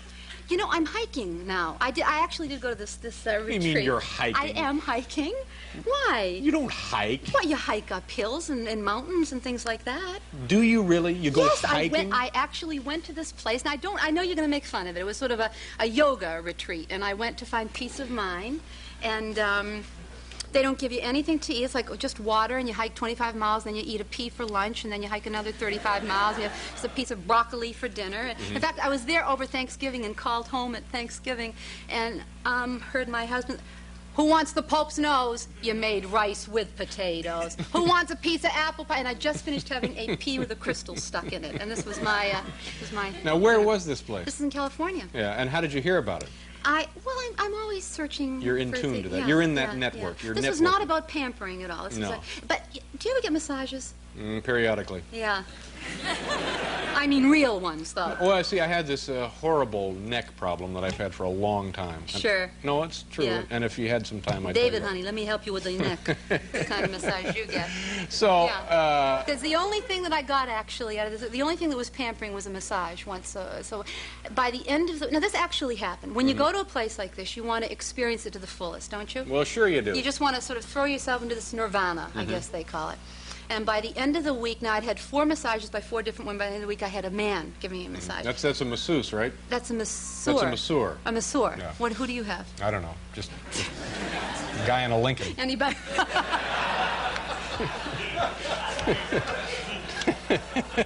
Now, what would you have done in a case like this? I don't know what case. Well, let me tell you. Oh, okay. We've got time, don't we? Yeah, I thought I drifted away there. Yes, I think you did. No, we have time. Go ahead. Yeah, sure. So about the 4th day, I had this massage by a guy, a Swedish fellow named Brent Jorgen. You're really sore by now because you've been hiking, the thing you don't believe I do, and I'm on the table and I'm on my stomach, and he said, and I know this is about past lives, and I'm now thinking I'm in Inca, Peru, and it's all wonderful. And he says, turn around, and I feel him take the sheet and just like move it down here. And then I hear him say, I do breasts. I'll bet he does. I'll bet he does. And I said, excuse me? He said, I do breasts. Now, would you go with that moment, or would you say, the hell you do, pig man? What would you do? What would you do at a moment like that? You call the police and close the place down. Yeah, you do. Now, what did you do? I know what you did. Of course you did. Sure you did. No, why, of You course. said, We're just help yourself. Friends. We're just friends. Uh-huh. It's a platonic relationship. All right. Yeah. We'll do a commercial and continue this fascinating.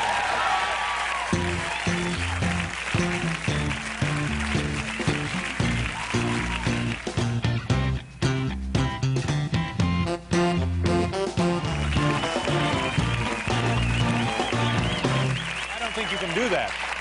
See, if word You're completely obsessed with this now. If word of this gets out, Sven is on his way back to Sweden. Brent, you mean? Brent, whoever. Brent, He's yeah. going to be deported.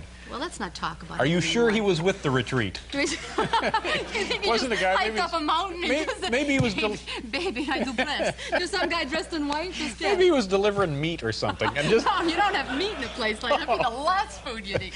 Well, I don't know. He's This just seems to be a little, lettuce. even for a showbiz personality, this seems to be a little over the line. Well, then let's drop the subject. Oh, I'm You're sorry. I guess I never should have brought it up. You're mildly titillated by this, aren't you? You wish that you were there.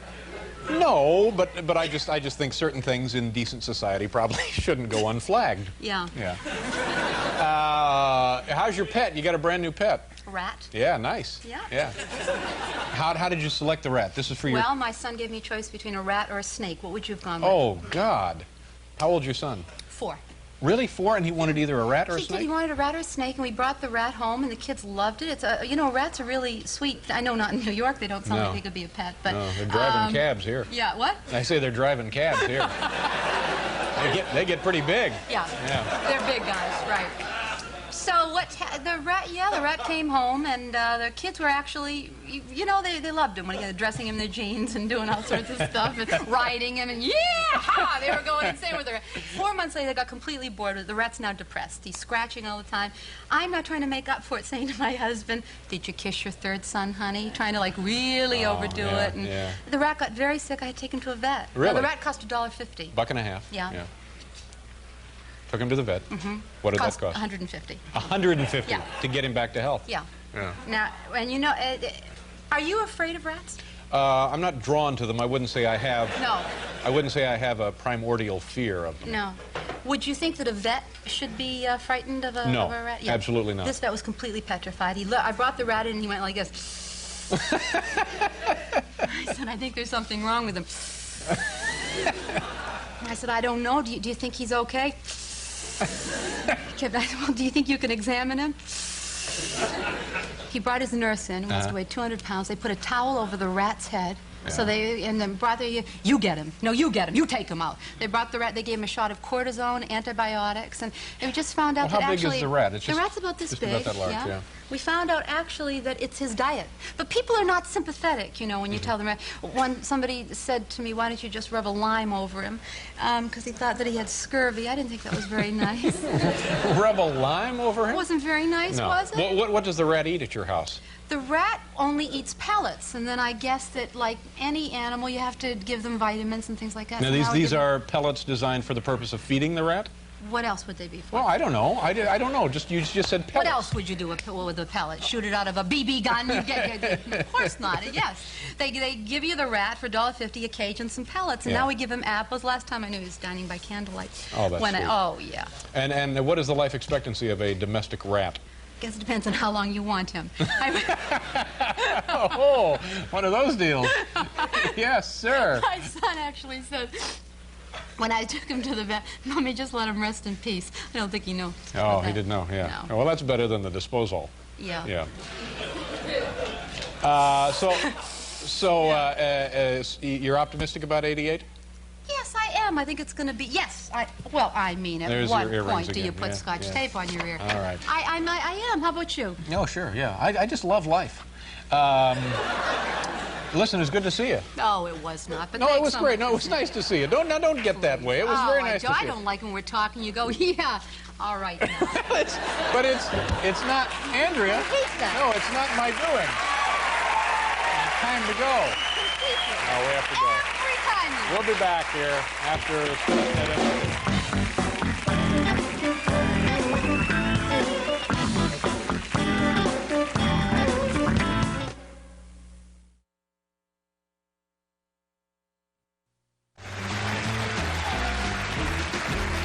Okay.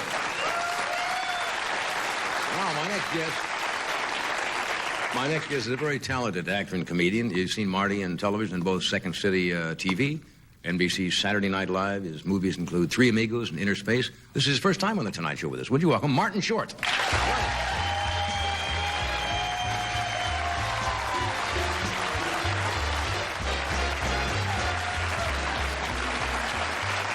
Welcome. Well, thank you. Well, humble little set here. Thank you. And what a pleasure to meet you. Thank you. Thank you. You were wonderful. That was great. You know, I am so excited to be here, and I brought you a little gift. I brought you a bottle of champagne, but if... But if you could do Betty and I a favor, maybe drink it on the way home. Yes, I will. And you won't want to go with me either, will you, in the car? Yeah. No, I'll run along. The people who just joined us are not going to know what we're talking about. Refer back to the early part of the show and figure it out, because it may be bleeped. Anyway, yeah. Good to see you. Good to see you. You had the nerve to come out and do her right away, huh? Well, I'm a tremendous fan of this young lady's here. And, of course, Ed, I've worked with... You're probably thinking, which Star Search was that? Yeah, but, right. No, let's see. Was that... No, that was with the David Steinberg show in Toronto. Ed was up there. It's right on. Yeah. Dude. David Eddy's show. You know, John, what's amazing to me about having Ed, we wanted to have Doc. But we didn't have Doc and John. But to me, John! Oh, that's right. One of these days, David's gonna... That's right on. One of these days... Oh, it's amazing to me. Then it goes very low. And then it goes up again, John! He does have a speech pattern, doesn't he? Oh, my goodness. Is David from Canada, too? Yeah, Winnipeg. And you're from Canada? Yeah, Hamilton, Ontario. Hamilton, Ontario. Yeah. Beautiful. You have a great ear for that. Did you start as fooling around in school when you were very young, picking up on impressions?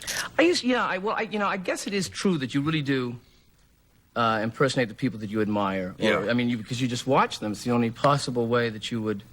when I used to do Jerry Lewis as a kid, and I used to do a very high, kind of high. Well, I don't know. But then I noticed that as Jerry got older, there was a kind of an attitude. And I found that it was easier if you did him, if you imagined that you were sucking on a lozenge. I don't know why. It's not that he does a lozenge. But it's like, so if you just have an imaginary lozenge and yeah, John, how are you doing? It's good to see. Betty! Hello! Wow! But they know why. Brendan! What was... And, of course, Catherine Hepburn I did on Saturday Night Live. Yes. But I love that. But I did it as Nelson Hepburn. We did a piece called Lifestyles of the Relatives of the Rich and Famous. And They'll get to that soon. Yeah. And I played Catherine's third maternal cousin. Right. Nelson Hepburn worked as a hot dog vendor in Central Park. And I would work there every day except Sundays. He'd say, Sundays are mine. They always were.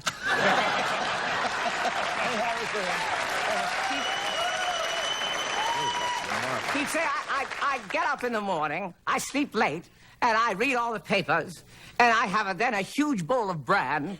The next few hours I'm indisposed, and I phone friends. Did you ever... It is flattering generally to be mimicked, or impersonated. Yeah. Did you ever hear from anybody that you do who maybe...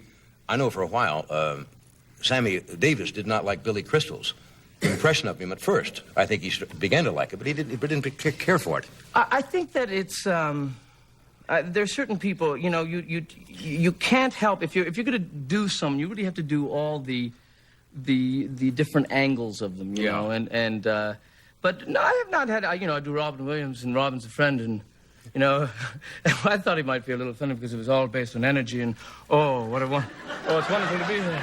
Oh, here sounds like there sounds like a hair. Oh, what a wonderful sunset. Don't touch that hair, Mary, you don't know where it's been. And it's so fast. And he just kind of goes along and then goes crazy. Oh, look at that.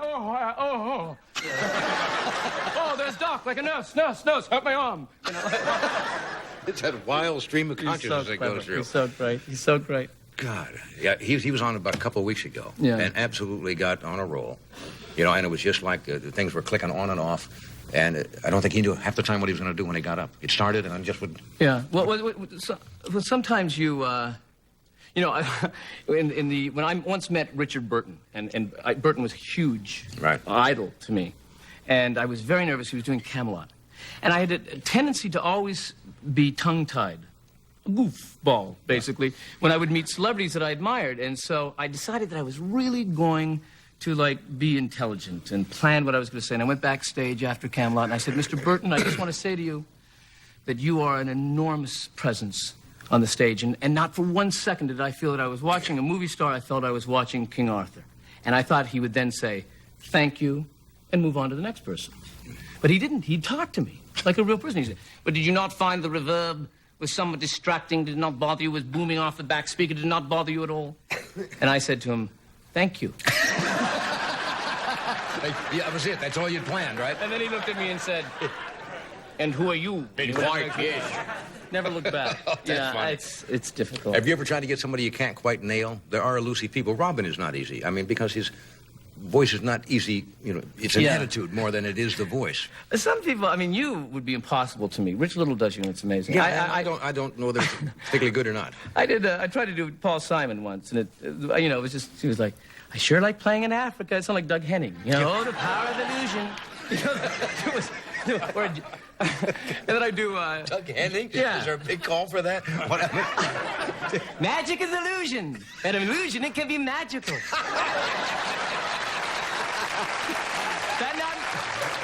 That mean I sound that intelligent, but then I'm not that intelligent. No, and Jamie Farr came across like... Jamie Farr? Yeah, I'm a lover, not a fighter, but that's like Roger Marx. So there's no. And Lucy, I tried, but I could only get that. Gary, get me my clutch bag, hurry. You know, what I'm saying is, you know, you have to have more nuance. You can't take that in the road. No, not really. Gary Cooper, I only have 3 words. Yep. Forget it, he's dead. That's not enough. Yes, that's not good. I have been walking on ball fields for 16 years. Remember that great speech? Yes, no, that's... Yeah, that was my favorite thing. I only have 3 words. Who was the character you decided? It was Ed Grimley? Yeah. What is that, a composite of little this and little that? Oh, it was just a character, kind of a spirit, a very optimistic spirit, very excited to be here, I must say. Oh, give me a break being on the Tonight Show with Johnny Carson. No, I suppose that isn't making me mental, I must say.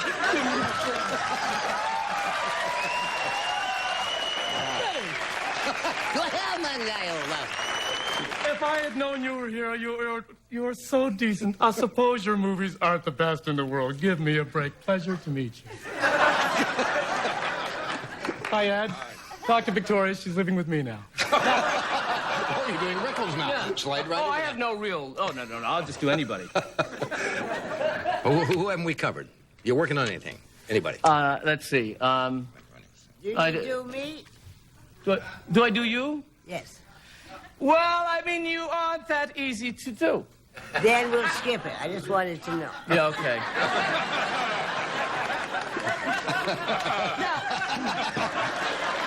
Tell them that. Fine. Now. What's the total on the board, Ed?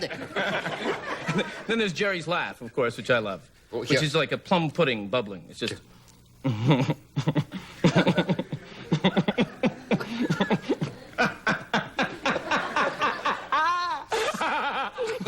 Oh, lozenge. Oh, hell no. I'll put it there. Now, when you do, you've got children, right? Yes. When they see their father acting like this, does that disturb them? Do they understand? No, I'm trying. This is what you do for a living? I'm teaching my comedy children. What did I say? You're teaching your children comedy, or your comedy children. Both those things. That's what I do. Hey-o. And then, wasp. No, I'm trying to create a comedy dynasty, which wouldn't and then No, I'm teaching a comedy dynasty. You know, not since the Winds have we had, and barely there. But I'm teaching my daughter. I've taught her that when she, for example, when she falls down, she must wait for her laughs. She can't just get up. You know. Of course. And I've taught her how to do win an Oscar. I've taught her with a Barbie doll. Truthfully, she just holds the Barbie doll, and I've taught her to go, "Oh, baby." No, I don't know if that's... I don't know. It might play, who knows? It won't. We'll be back in just a moment. All right, we'll be back. Stay where you are.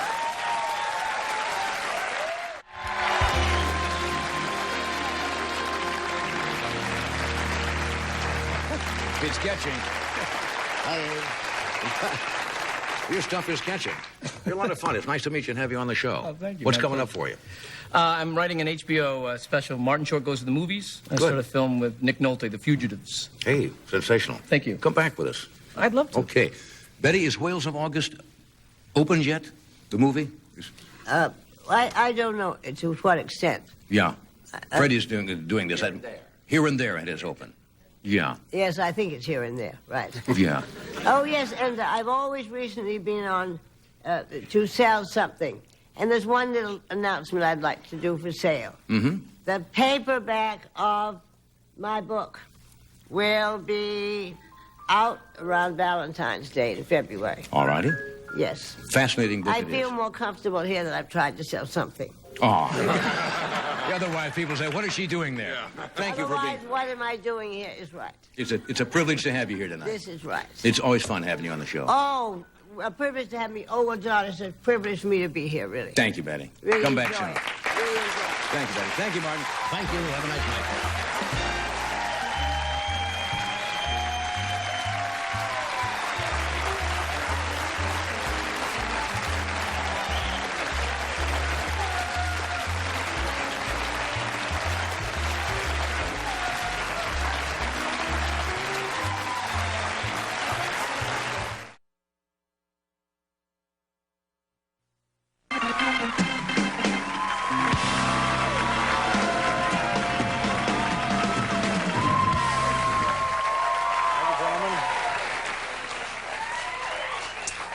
So now, Officer Chin wouldn't give me his first name. I don't blame him. Well, no, he shoved me, so I should be entitled to at least get his first name. I always do that like I'm going to file some kind of report, you know, like they're going to be frightened. Oh, Mr. TV is filing a report. Ooh. You would think the airport would be the one place where they wouldn't have speed limits because everybody's in a hurry. Well. Speed limit's actually much lower inside the airport grounds. I don't know what it is. Yes, 25, and he didn't tell me how fast I was going. I shudder to think. Yeah, I don't know. And then also, I didn't want to sign the ticket. And I don't think you have to sign the ticket, do you? Do we have any police in the audience? Oh, just pretend you're a cop, somebody. Like, you don't have to sign those tickets, do you? I didn't think so. Let's get on with it. We're always delighted when our first guest comes south of the border and pays us a visit. He was a member of the cast of SCTV, and his films include Innerspace and other films. His films include Innerspace. That's one of them, but there have been other films. They just don't happen to be on these cards. Ladies and gentlemen, please say hello to Martin Short.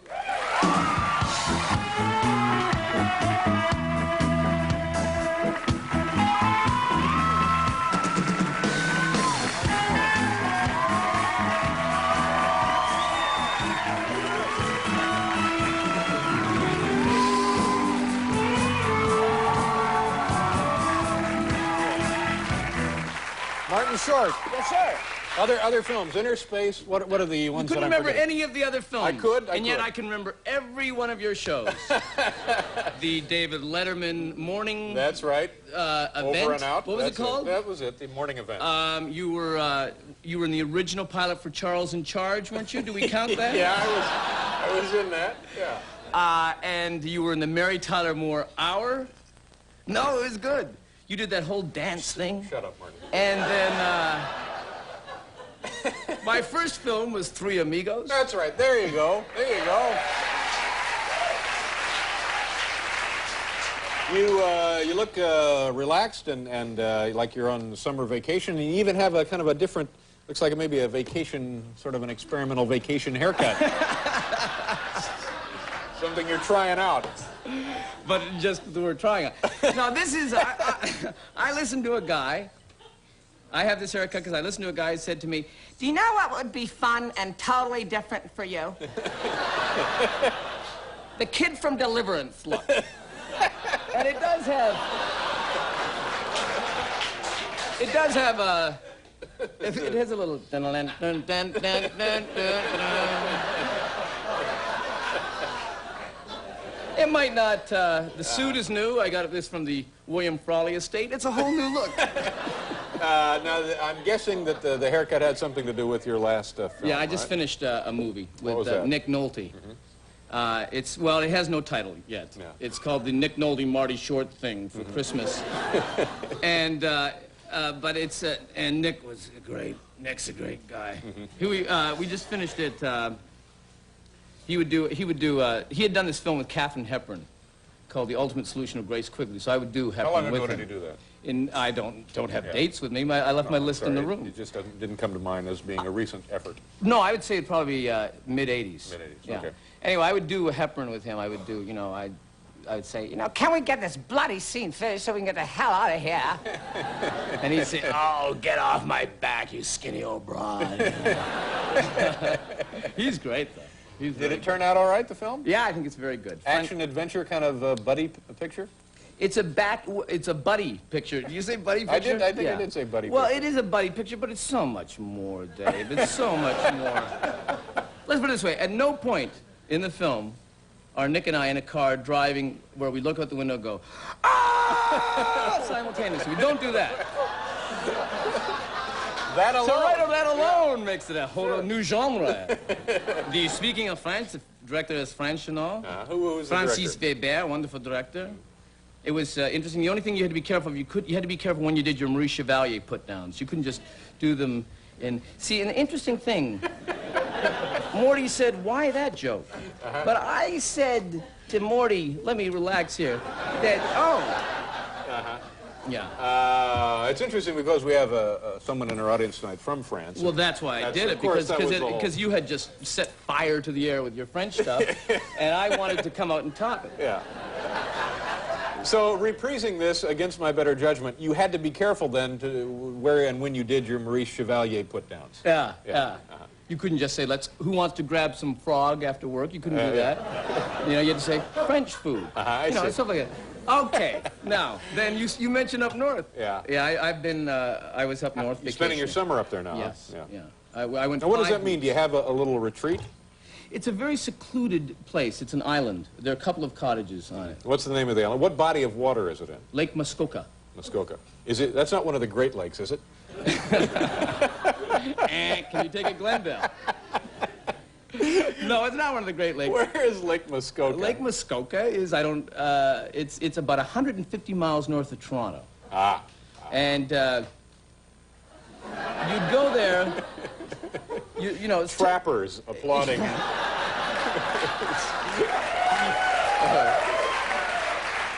You go there to get away from things. Of course you do. You don't want the phone ringing. Hello, buddy. Not. You don't want that all day. No. Yeah. You want it. The first week, you're just kind of a little bit bored. You're kind of, oh, a boat.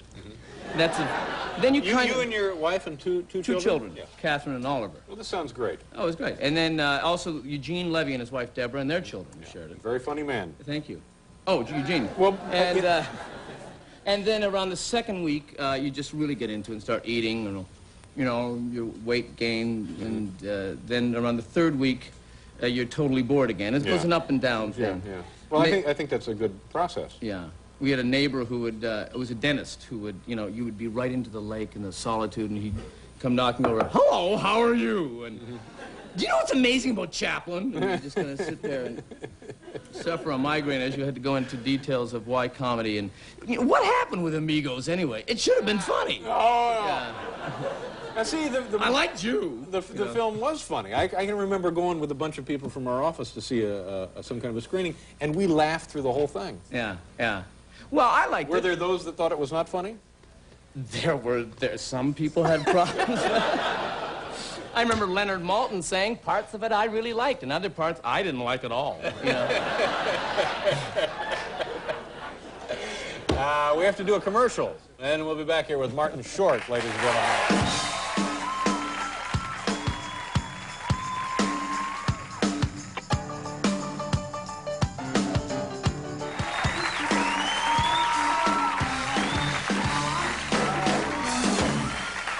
Short is here, and You used to work as a, not work, but you started, maybe you didn't even start, but you at one point made your living as a singer. That's wrong, too. No, try again.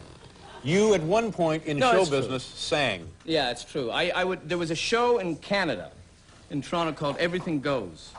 And it was, I was like a boy singer. I would come on and do, like, you know, a song from Pippin or something. A television show? Or Yeah, it was hosted by Norm Crosby. Right. And it was a 90-minute variety show every week. And I used to come on about once a week and sing. And this one night, Tony Bennett was on as well as I was. And I was very excited that Tony Bennett was going to be on, because, you know, an idol. How old were you at this time? 22, yeah. You know. But still, I spent a lot of life. You know, you were out protesting and the whole world's watching, the whole world's watching. And I was in my attic going, weather-wise, it's such a cuckoo day. I never jumped on to the bandwagon of protest that you were. You were down here saying, just a rose, officer. But I was listening. So anyway, what was I saying? I don't know. So Tony Bennett. So Tony Bennett is the guest. And I see that he's the guest, and I'm very nervous, you know, and I think, oh, my God, Tony. Well, they said, don't worry, he's on the top of the show, you're at the end of the show. And I think, okay, that's fine. So there's a snowstorm, and he gets in very late. So I'm in the green room, and Tony, they come rushing through with Tony, and, hey, I'm excited. And he starts singing, you know, forget your troubles, come on, get happy, the Lord is... And they say, great, Tony, but let's, you know, wait till we get on stage, you know. And he was pumped, as you would say. And so,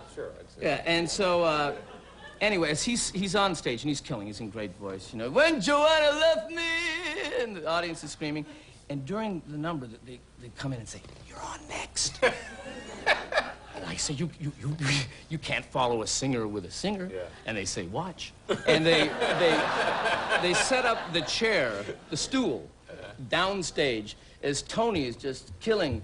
I say, I love Chicago! And he's just, and then he ends, and they're, more, you know, and he can't, and he leaves, and they cut over to Norm Crosby, who says, that's really great, and now here's a kid who sings real good Mardi Gras. And it cuts to me, and I'm sitting there just, and I have a bad look, you know. It's long hair, but with pants that don't work. It's a cross between clam diggers and bell bottoms. It doesn't know, it's kind of flaring up here, you know. And it's really a sad look, and a belt that's way too big, you know. A Vivian Vance belt, almost. And a sweater that finally... So I'm sitting there, and I'm nervous, and the music starts. I'm singing You and I, the Stevie Wonder song, and I look at the guy and say, what a spot following Tony Bennett. And nothing reacted. And it's just kind of, you know, the cricket. They didn't care. No, they didn't care. It wasn't their problem. No, so I start the song, here we are on earth together. It's you and me. And already I'm wrong, because the song is You and I. So every lyric went from my head, and I started to make up lyrics, inadvertently impersonating Tony Bennett. So I would go, here we are on earth together, it's you and me. Our love was made, it was made in heaven too. And then I just had to keep going higher, now there was nothing. You and I, you and I, you and... It was just a complete disaster. And then afterwards, I was just in the bathroom kind of throwing cold water on my face, trying to recover. And Tony Bennett came in, and I thought he was going to say something profound, but he just said, you froze good, kid. Well, good night. You froze good, and he was history. Yeah. He blew right out of there. Yeah. What do you, anything to plug before we wrap this up? Well, first of all, I'm only here because of an extreme amount of love and then caring that I have for you and your show. Thank you very much. But I would like to plug something. No, in September 10th, the Totally Mental Misadventures of Ed Grimley, Saturday morning, 11:30, NBC. Oh, great. Animated half-hour show. What's the name of it? Totally... It's the Totally Mental Misadventures of Ed Grimley. Jonathan Winters, Catherine O'Hara, Joe Flaherty in live action. Oh, it is, Andrea Martin. So it's not just a cartoon. It is a cartoon, except Joe, and Ed is a big fan of Count Floyd, And when he turns on the TV, you go into the TV and it's Joe Flaherty live. That sounds like a good idea. Yeah, it actually is very funny. Yeah, it's good. Well, we'll be looking for that. And the other film is out when? Christmas time? At Christmas time, yes. Good to see you. Good to see you, Have sir. a great summer. Thanks for being here. Martin Short, kids, and we'll be right back.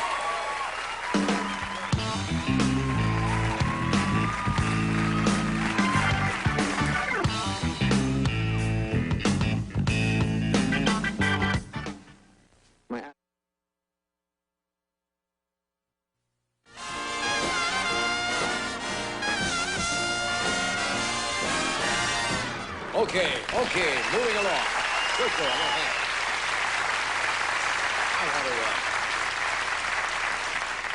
I do want to thank our sound effects department for putting together those crazy sounds. You know, they kind of just threw them together to tap the room real quick, so thank you,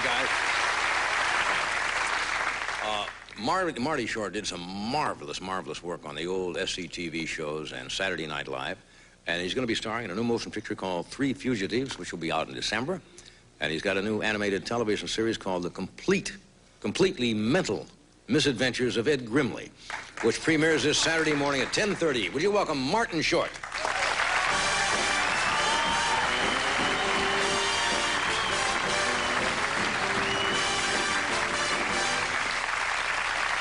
nice to be home! Home again! And you're healed! Yeah! And you'll walk! And if you'll send the check to PTL today, have you kicked in to help Jim and Tammy get their down payment for PTL yet? Yes, I saw her in the street of the Palisades, Pacific Palisades. Yeah? I saw them walking into Hughes Pharmacy. Really? She smiled, a hunk of makeup fell off. She was very good, though. She caught it like that. She's obviously done it before. So how you been? I'm good.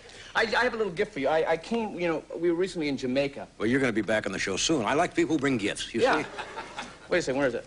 We recently went to Jamaica, and I was stunned to find out, my wife and I, that they had put on the $20 bill the likeness of James Coco on their 20, which I didn't realize.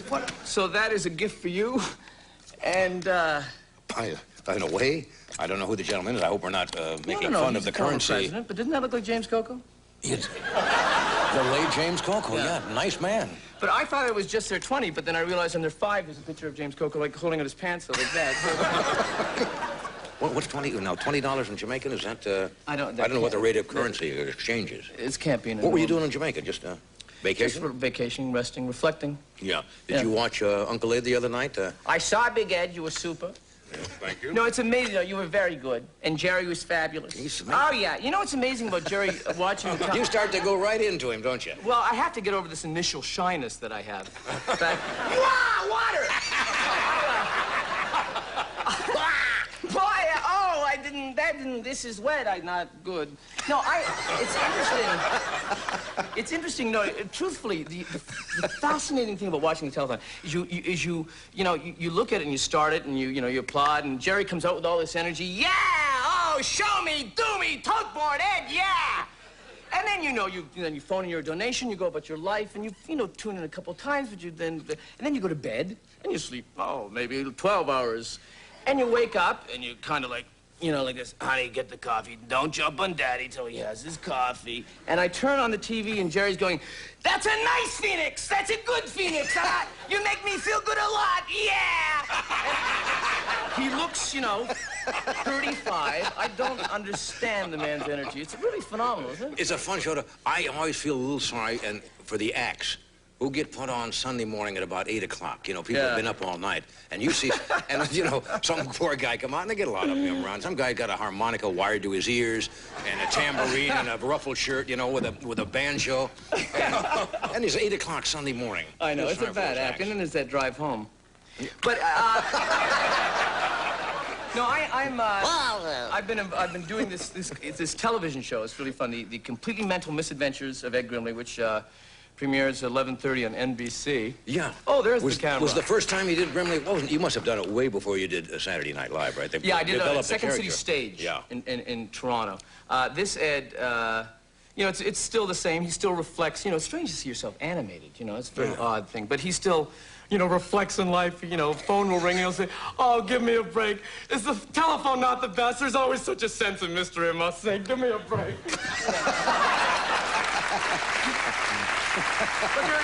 there are different things in the show. I decided to have Ed sing in the show, only because when I was in Jamaica, I was working on my Bobby Short impersonation, which is there's not a big call for that. No, Bobby Short is a very, Cafe Carlisle, he played there. Yeah, I started singing, don't know why. I only have that, but that's enough for animation. There's no, I'll do it again, I'll do it better. Don't know why. Okay. Yeah, but you can't take that in a row. Doc, you appreciate that. We got to do a commercial here. We'll be right back. Stay where you are.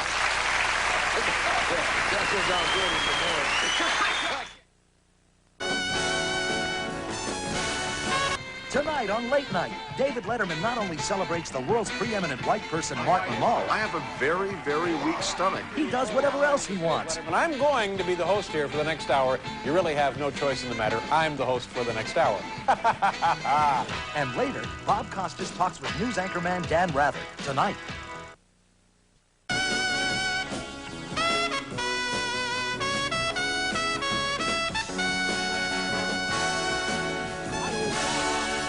Okay, we're talking with Marty Short. I want to get the name of this thing correct. The completely mental misadventures of Ed Grimley. 10:30 this coming Saturday. No, it's actually, well, it's 11:30 in the rest of America that we live in, and 10:30 in the West Coast only this week. That's what NBC told me. Ask me why. Why? I don't know. I don't know. It's just one of their things. Anyway, we have a little excerpt from the show here. Well, because it's really me relinquishing my Ed Grimley character that I do to animation. This is what the main title, which kind of symbolizes. Okay, what's the moniker? Joe Flaherty is Count Floyd. That's a clever. I'm not familiar with that process. It's called. I wasn't familiar with that process because the face looks human and the rest, what do you call it? Yeah, it's called photo motion. Colossal film in San Francisco. Wonderful company did it. And it's so strange. What you have to do is you have to, like, if I'm walking in, you have to do it half motion. So it's, oh, yes, that's very good. And they're snapping your picture, and then you have to dance like this. Yes. It's really what, if I keep doing Grimley, that would be me at 84, yes, in a show called This Must Be Showbiz. You said... oh, I must say, and getting applause. It's the same thing, except I'm doing it now. It's called photo motion. You said Joe Flaherty is in his Count Joe Floyd, and Johnny Winters, you said, does Jonathan Winters is a voice, Catherine O'Hara is a voice, Andrea Martin is a voice. That sounds Joe is live action, 3 minutes a show, and the rest is animated. It's very interesting, Hanna-Barbera. Yeah. Did I ask you on the show before your characters you develop, based on, a composite of people you know, taken from... life? Yes. Sometimes, you stumble on a character. There was a character that he was a guy who lived. His name was Craig Stubing, and he was a decorator, married with 2 children, but you never quite understood that part. Yeah. And he lived. Craig Stubing. Craig Stubing. So he lived beneath my brother, not literally, but beneath. In an apartment. In an apartment, and he was a decorator. This is totally true. So when I would visit my brother, I would pass through the hallway. It was a flat, 3 apartments, and I would hear him in his room because he had his office there, too, and I'd hear him, he'd say, I had ordered a Peggy Lee White, and this is not what I'm got, and I'm angry, and I don't know who to scream at, so I'm screaming at you, sir. And I'd hear stuff like that. So I took that voice, that whole character, because you really do just, especially if you're a bit of a mimic, you just impersonate someone you've met and take it to the stage, capitalize on their voice. Whatever. So I wrote this piece that I did in Second City Stage called Hairdresser. Played him as a hairdresser, and he'd be gossiping about, he'd be doing someone's hair, and there'd be an assistant. Actually, you can help me out. Because, when I point to you, say, you're kidding. But this is what happened this night. Anyway, so I'm doing it stage, I'm doing the hairdresser, and I'm doing the person's hair, and I'm saying, I'm so sick and tired, oh, look at Liz Taylor. She looks wonderful now that she's thin. Of course, I know Liz personally, You're kidding. Absolutely. In 1968, when she and Dickie were staying at the Roosevelt Hotel, I did Liz's makeup. I remember this one day, I was doing Liz's eyes, and they really are violet, too. It's freaky. Yeah, kidding. I know, I realized. And Dickie kind of came bursting into the hotel room, and the 2 of them got into the most vitriolic argument I've ever seen. I mean, I literally freaked out. And they shoved me into a washroom with a bottle of scotch. Remember vividly, in 15 minutes, I drank the bottle, got drunk, and sobered up again. I mean, I was literally freaking out. So I look into the audience as I'm doing it, and there is the guy sitting. So I couldn't even... So I literally freaked out because it was really weird. happens anyway. I'm gonna go and find a broad. I may not be back. Your heart just starts beating. It's a terrible panic. Yes. Yeah. All right, we'll be right back. Stay where you are. Yeah. Raise your hand. It's nuts. Yeah, I used to, all true. Because I've never met a comedian who didn't start off with sound effects, voices. Yeah, I used to have an applause record, and I used to do the Martin Short Show. I was on every other week. Andy Williams and I had a deal. This is when I'm 14. In my mind. Oh, in your mind? Oh, yeah. No, I didn't know Andy. Still haven't met him. Yeah. But we had a deal, and I was on 8:30 Mondays, NBC. And I typed the things up for TV Guide. You know, Marty's guest will be Tony Bennett. Marty will sing. And I had the applause record. I'd put it on. I'd interview. I'd have guests. You know, Tony would come out and, when Joanna left me, and I'd sit down and, so Tony, yeah, I love to sing. I got another one, but I can't remember the title. You know, but I'll do the top note, Mr. Sunshine for me, because every song ends that way. That's you know? right, way up here. He could sing, happiness is 3 kinds of ice cream, as long as she needs me. You know, it's all the same. And then I would have like Elizabeth Taylor. I'd say, Miss Taylor. She'd say, oh, I've dropped my ring and the carpet has devoured it. And I'd just do that. And then I'd have, you know, my Playboy, which I kept anyway, but I would, you know, I'd say to Eldridge Cleaver, let's say, if he was in the Playboy interview, I'd say, Mr. Cleaver, good Lord, your people are really going through difficult times, aren't you? And then I'd read what he said, you know, and then I'd package the show, end with a song. Then someone would call me for dinner and we'd tape later. You were destined to do this, then. Yeah. And I thought it was very kind of normal behavior. Yeah. Yeah. But did you ever interview David Steinberg on your show? I would have David on his show sometime. And I'd say, you know, John, to be back with you and Ed and, of course, Doc. I had to hear it.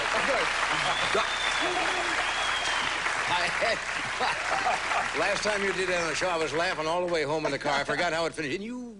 But you know, John! That's funny. Yeah. You're a funny guy. But I used to do that. And I still teach my kids. I teach my kids impersonations. Oh, yeah. Well, they'll end up, you know, probably doing this We're stuff. writing a book, Damn You Daddy Sir, or something. And then he gave me an outfit, and he made me do... I taught my daughter, Catherine, Liza Minnelli. Oh. Just 2 words. What? You're terrific. And that's all. I got to cut away. We'll be back. You're terrific.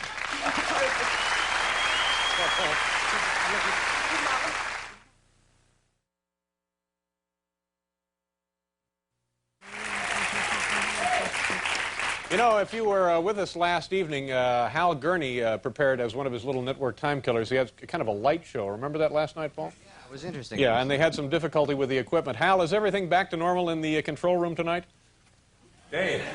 Yes, Hal.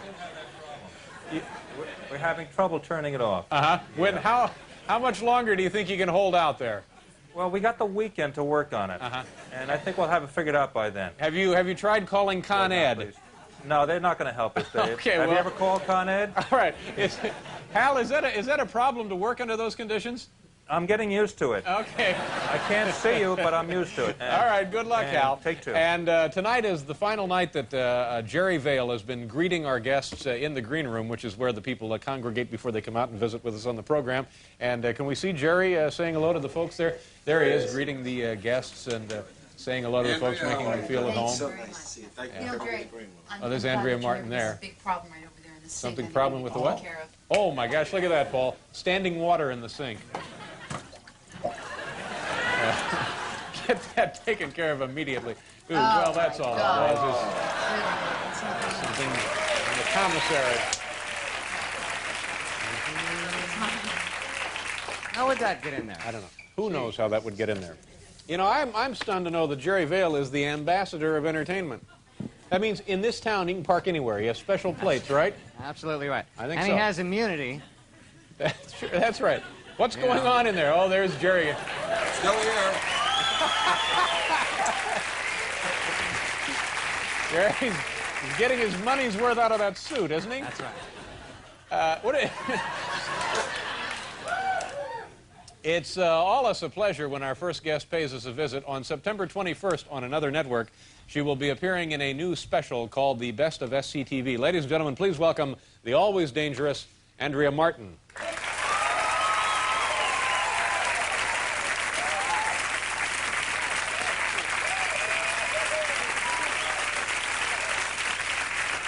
Have a seat. Can I have lipstick on? Let me take it off. Well, thank you very much. Now, why would you misrepresent our conversation? Oh, shut up. I did. Oh, don't you talk How to me have like you been? that unless you hit me. No. Show them how we really act when No, we're alone. no, Don't do the pussyfooting around. No, have a seat there. Nice to see you. You look great. Explain this little outfit, this little number. It was made for me in Canada. I did a fashion show. Marilyn Brooks designed it. It's a beauty. It's a bit like an ice skate. I can skate. It's a bit like that. Sure, But it's not really a dress per se, is it? It's a two-piece It's thing. a two-piece. You're fascinated with I this, am I think. fascinated because why not have something that is one piece as opposed to something that is two pieces that creates the illusion of one piece?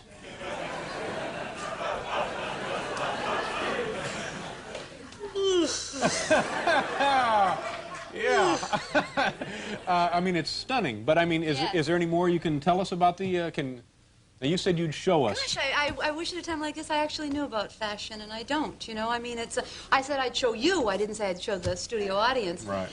Is there a sort of there's always, you know, this is like an anniversary for us. Is that right? Without actually the celebration, sure. Because yeah, believe me, this is no without celebration. actually, you know, the dinner that I've been waiting for 7 years. Anyway, we'll talk about that later. 7 years ago, you were hosting Johnny Carson's show, and I came on the first time I'd ever met you. Is that right? No, yes, that's really true. And my baby was in the green room. He was only 3 weeks old, and at that time, actually, I thought I was expecting twins. I think I told you that. It just turned out to be a baby with a big nose. But now he's actually grown into his nose. He doesn't look like Yoda anymore. So the kid is 7 years old? 7 years old, and I have a 5-year-old. Five-year-old starting kindergarten next week. You have a 7-year-old and a 5-year-old? Who would know? No. The collagen, I guess, worked okay. Yeah, but it's hard to imagine the time has gone by that quickly. I know, and you know, you never asked me out for coffee, so why shouldn't I be bitter? Well, you keep saying awful things like that to me. You misinterpreted. I looked at you, I said, you're very sweet, the little waist thing. You said I've weighed the same since I was in high school, 165. 175. As if I really cared. And then you went on. You asked me? Yes! I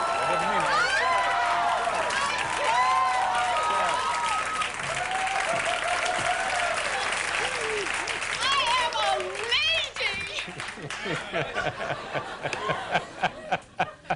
That's not what the fleet says. But you know... And no. you'll never know, baby. guess You'll not. never know what that fleet knows. No, I know. Isn't that right, guys? There you go.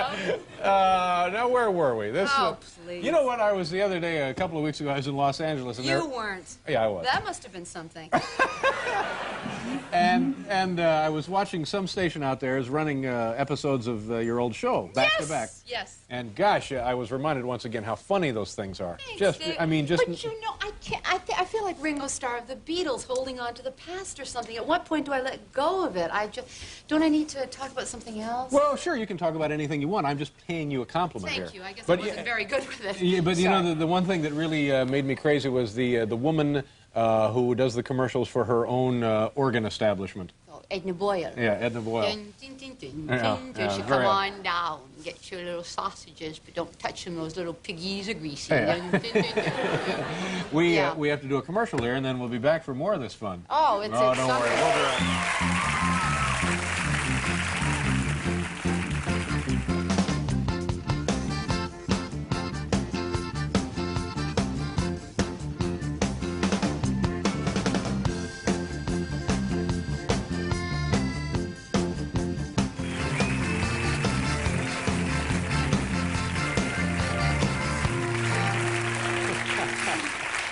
No, not really. No. You think so? Hi, we're back. Okay. 2 plus 2 is 4, Thank you very much. honey. There. Just remember that. That's very thoughtful of you. Thank you. I appreciate these private tutoring sessions. Sure. What have you been doing? You've been working out, running? Tell me about this triathlon nonsense. No, well, yeah, it is, but everybody does it, I guess. Everybody triathlons. does it? I think people are doing it a lot, Yeah. but I don't What does it know. consist of? It's biking, running, and swimming. running, and Yeah. swimming. Right, that's true. Yeah. And you're a runner? But You don't how have running far shoes on, how you have far do you wrestling shoes bike? on.